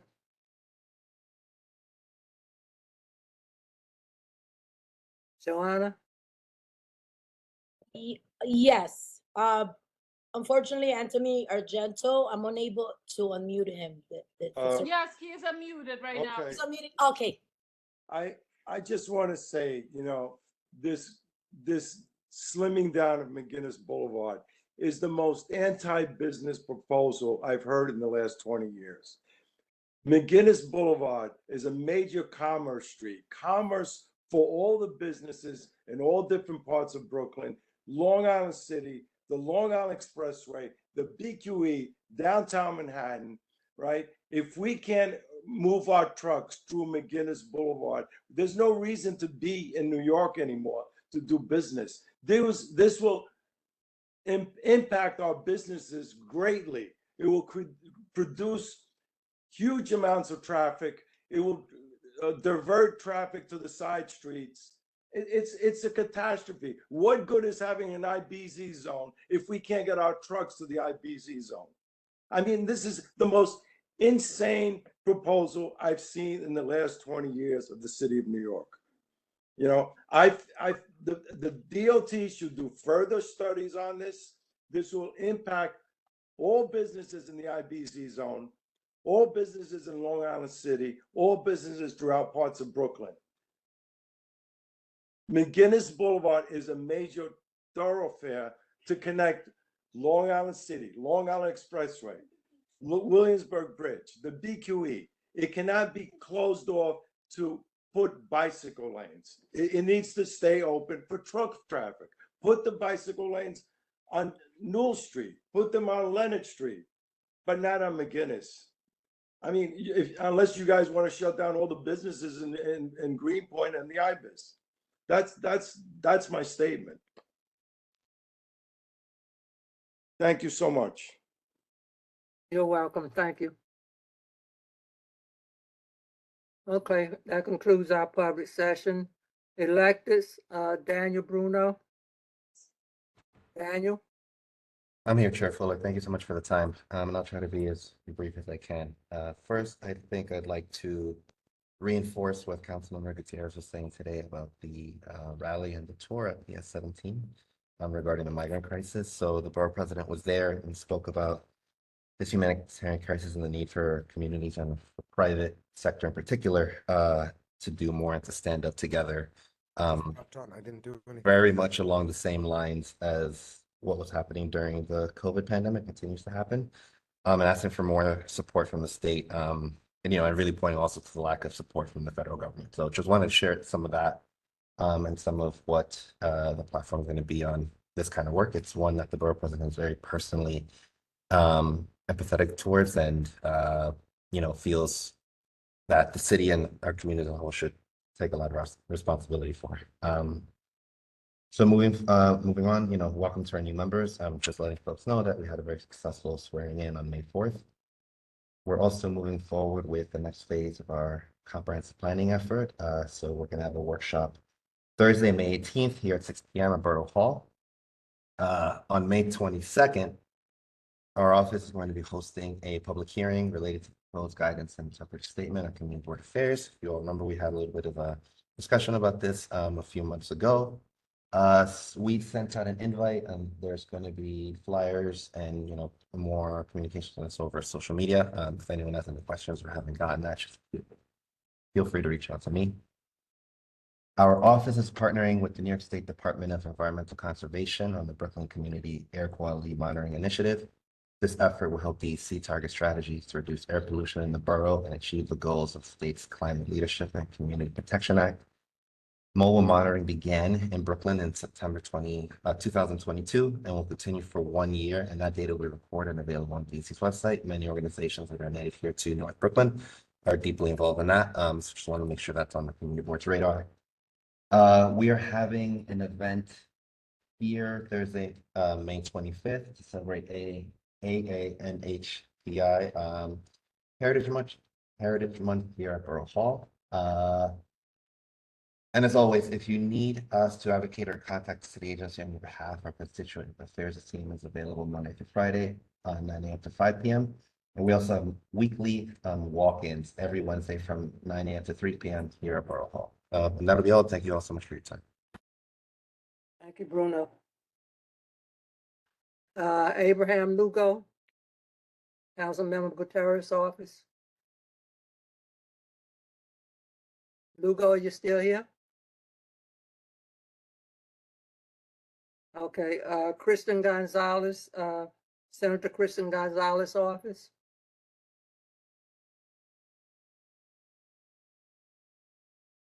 Is there anybody here from that senator's office? Okay, Evelyn Cruz from Nydia Velasquez office, Congresswoman. Yes, good evening, Madam Chairwoman and community board members. Thank you for the opportunity to speak. The Congresswoman is in Washington, but extends her warmest regards and thanks for your public service. We also want to send a shout out of prayers to Tish Cienciata and her family. We know her. We know she's iconic in our community, and we wish her all the best. So just want to put that out there. I want to talk lightly about what's happening with the immigration situation. And we agree with everything that Jennifer Gutierrez, a council member, mentioned tonight. We understand the plight of these families coming over, traveling, months and months across the desert to come to America. This is really an unfathomed situation for them. The Congress sees this. We've heard from many of our constituents in our district today. She hears you. She understands the concerns. But we also know that in Washington, the immigration system is broken. We have a divided Congress. And the same reason we cannot get gun reform, we're not going to get immigration reform at this time. However, the Congresswoman has been in communication with the mayor's office. Today, she was in communication with the Congressional Hispanic Caucus and the White House to see how we're going to address this. We need to, as she has urged, we need to get resources, financial resources into the city. I know that the president was able to allocate about $8 million the last round. She recognizes that we need more funding to assist our asylum seekers who have a right to seek asylum here. We do not appreciate that they have been placed in the school gymnasiums. These are not the appropriate accommodation for grown adults, but fortunately, As of today, we understand there were none placed at PS 132, none at PS 18, and those that were placed at PS 17 have been transported to Staten Island. So we're going to continue to work with our North Brooklyn elected officials to monitor the situation, to work collaboratively to get the funding that we need to identify city properties that are not schools where we can better house them. As you know, this is all due to the mayor lifting the right to shelter rule. And as more buses come into the city, I'm sure he's gonna, extend that rule. So that is a concern for the member, but she is monitoring this. She's been in conversation with the city, with the state on this matter, and we're gonna fight to ensure that we get resources and try to fix this broken system. So that's one of the things I do want to share. It's important that you do hear from her. The other piece is she has been very engaged on the environmental front. We've been, working in Greenpoint. I know Dan Wiley is my counterpart. He covers the Greenpoint community, and we've been working with the US EPA on the Newtown Creek Superfund cleanup, working to expedite the cleanup and also the testing of the Meeker Avenue plume. So we're just waiting on the results on Cooper Park houses to see what the outcome of that test will be. On a positive note, the Congresswoman was successful in securing earmark or community funding for fiscal year 2023. We've been going around just presenting ceremonial checks to many of our organizations. This month, we went out to Evergreen Exchange, where she presented a check for $750,000 to the Evergreen Exchange and the South Brooklyn Industrial Development Corporation. This funding will help boost small businesses in Brooklyn to increase entrepreneurial development, training, and technical assistance. And then we also went out to UJO, where we met with Rabbi Niederman and the Henry Street Settlement. The Congresswoman presented $1.2 million on a joint community funding project to boost the social service component of these organizations. As now more than ever, we're going to need to provide critical social services to all New Yorkers. And then late last month, she presented a $2 million check to Woodhull Medical Center, one of the largest public health facilities in North Brooklyn. These funds will be used to renovate patient care services, like the upgrade of the kitchen system, the call system, and other improvements that are needed at the facility. The United States Department of Health and Human Services, HHS, has now launched a new website to help people find support for issues related to mental health, drugs, and alcohol. That website is now called findsupport.gov. It is a website that would help constituents identify what are the available resources. You can explore unbiased information, information about various treatments in your community and outside of the community, and also financial support for services. So this is a program that is just launched and is quite important as we continue the fight to enhance mental health services in our district. And then the other elephant in the room is the debt limit. The President and Speaker McCarthy have been in conversation this week, but do remain apart on an agreement to lift the debt ceiling by June 1st. If we do not get this bill passed, it will disseminate spending of all the safety net programs. What does that mean? They will have to shave off or cut off funding of SNAP, TANF, Medicaid, Social Security, and other safety net programs. The Congresswoman is very much, as you know, opposed to this.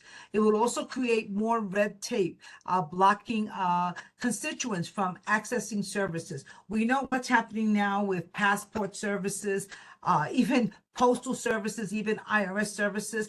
All of the previous budget cuts has impacted these agencies. If we have a further budget cut, it's going to disseminate the delivery of government services. And this is something that we're working against. And what else do we have here? I'm sorry. And the other piece is, again, we are fighting for immigration reform, but we also need to get gun reform. And you would think that a country with the highest rates of gun violence and mass shootings, we could pass sound and common sense gun reform, and this is not happening. So I just want to let you know that the member does continue to fight for what matters to all of us. And it is from immigration to gun reform. And again, with immigration, I think Councilmember Gutierrez expressed how we are all feeling. And like we do have a HERC in our community. We share a HERC in Bushwick. It has about 460 adult men. So far, it seems to be well managed with very few incidents at the location.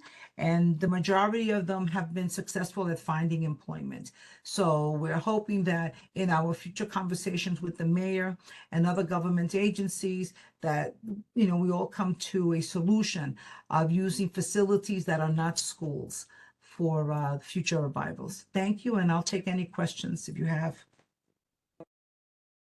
Thank you, Elvin. I don't see any hands. Okay. Is there any old business? Thank you. I do. Old business. Old business or question for Evan? Old business. Okay, go ahead.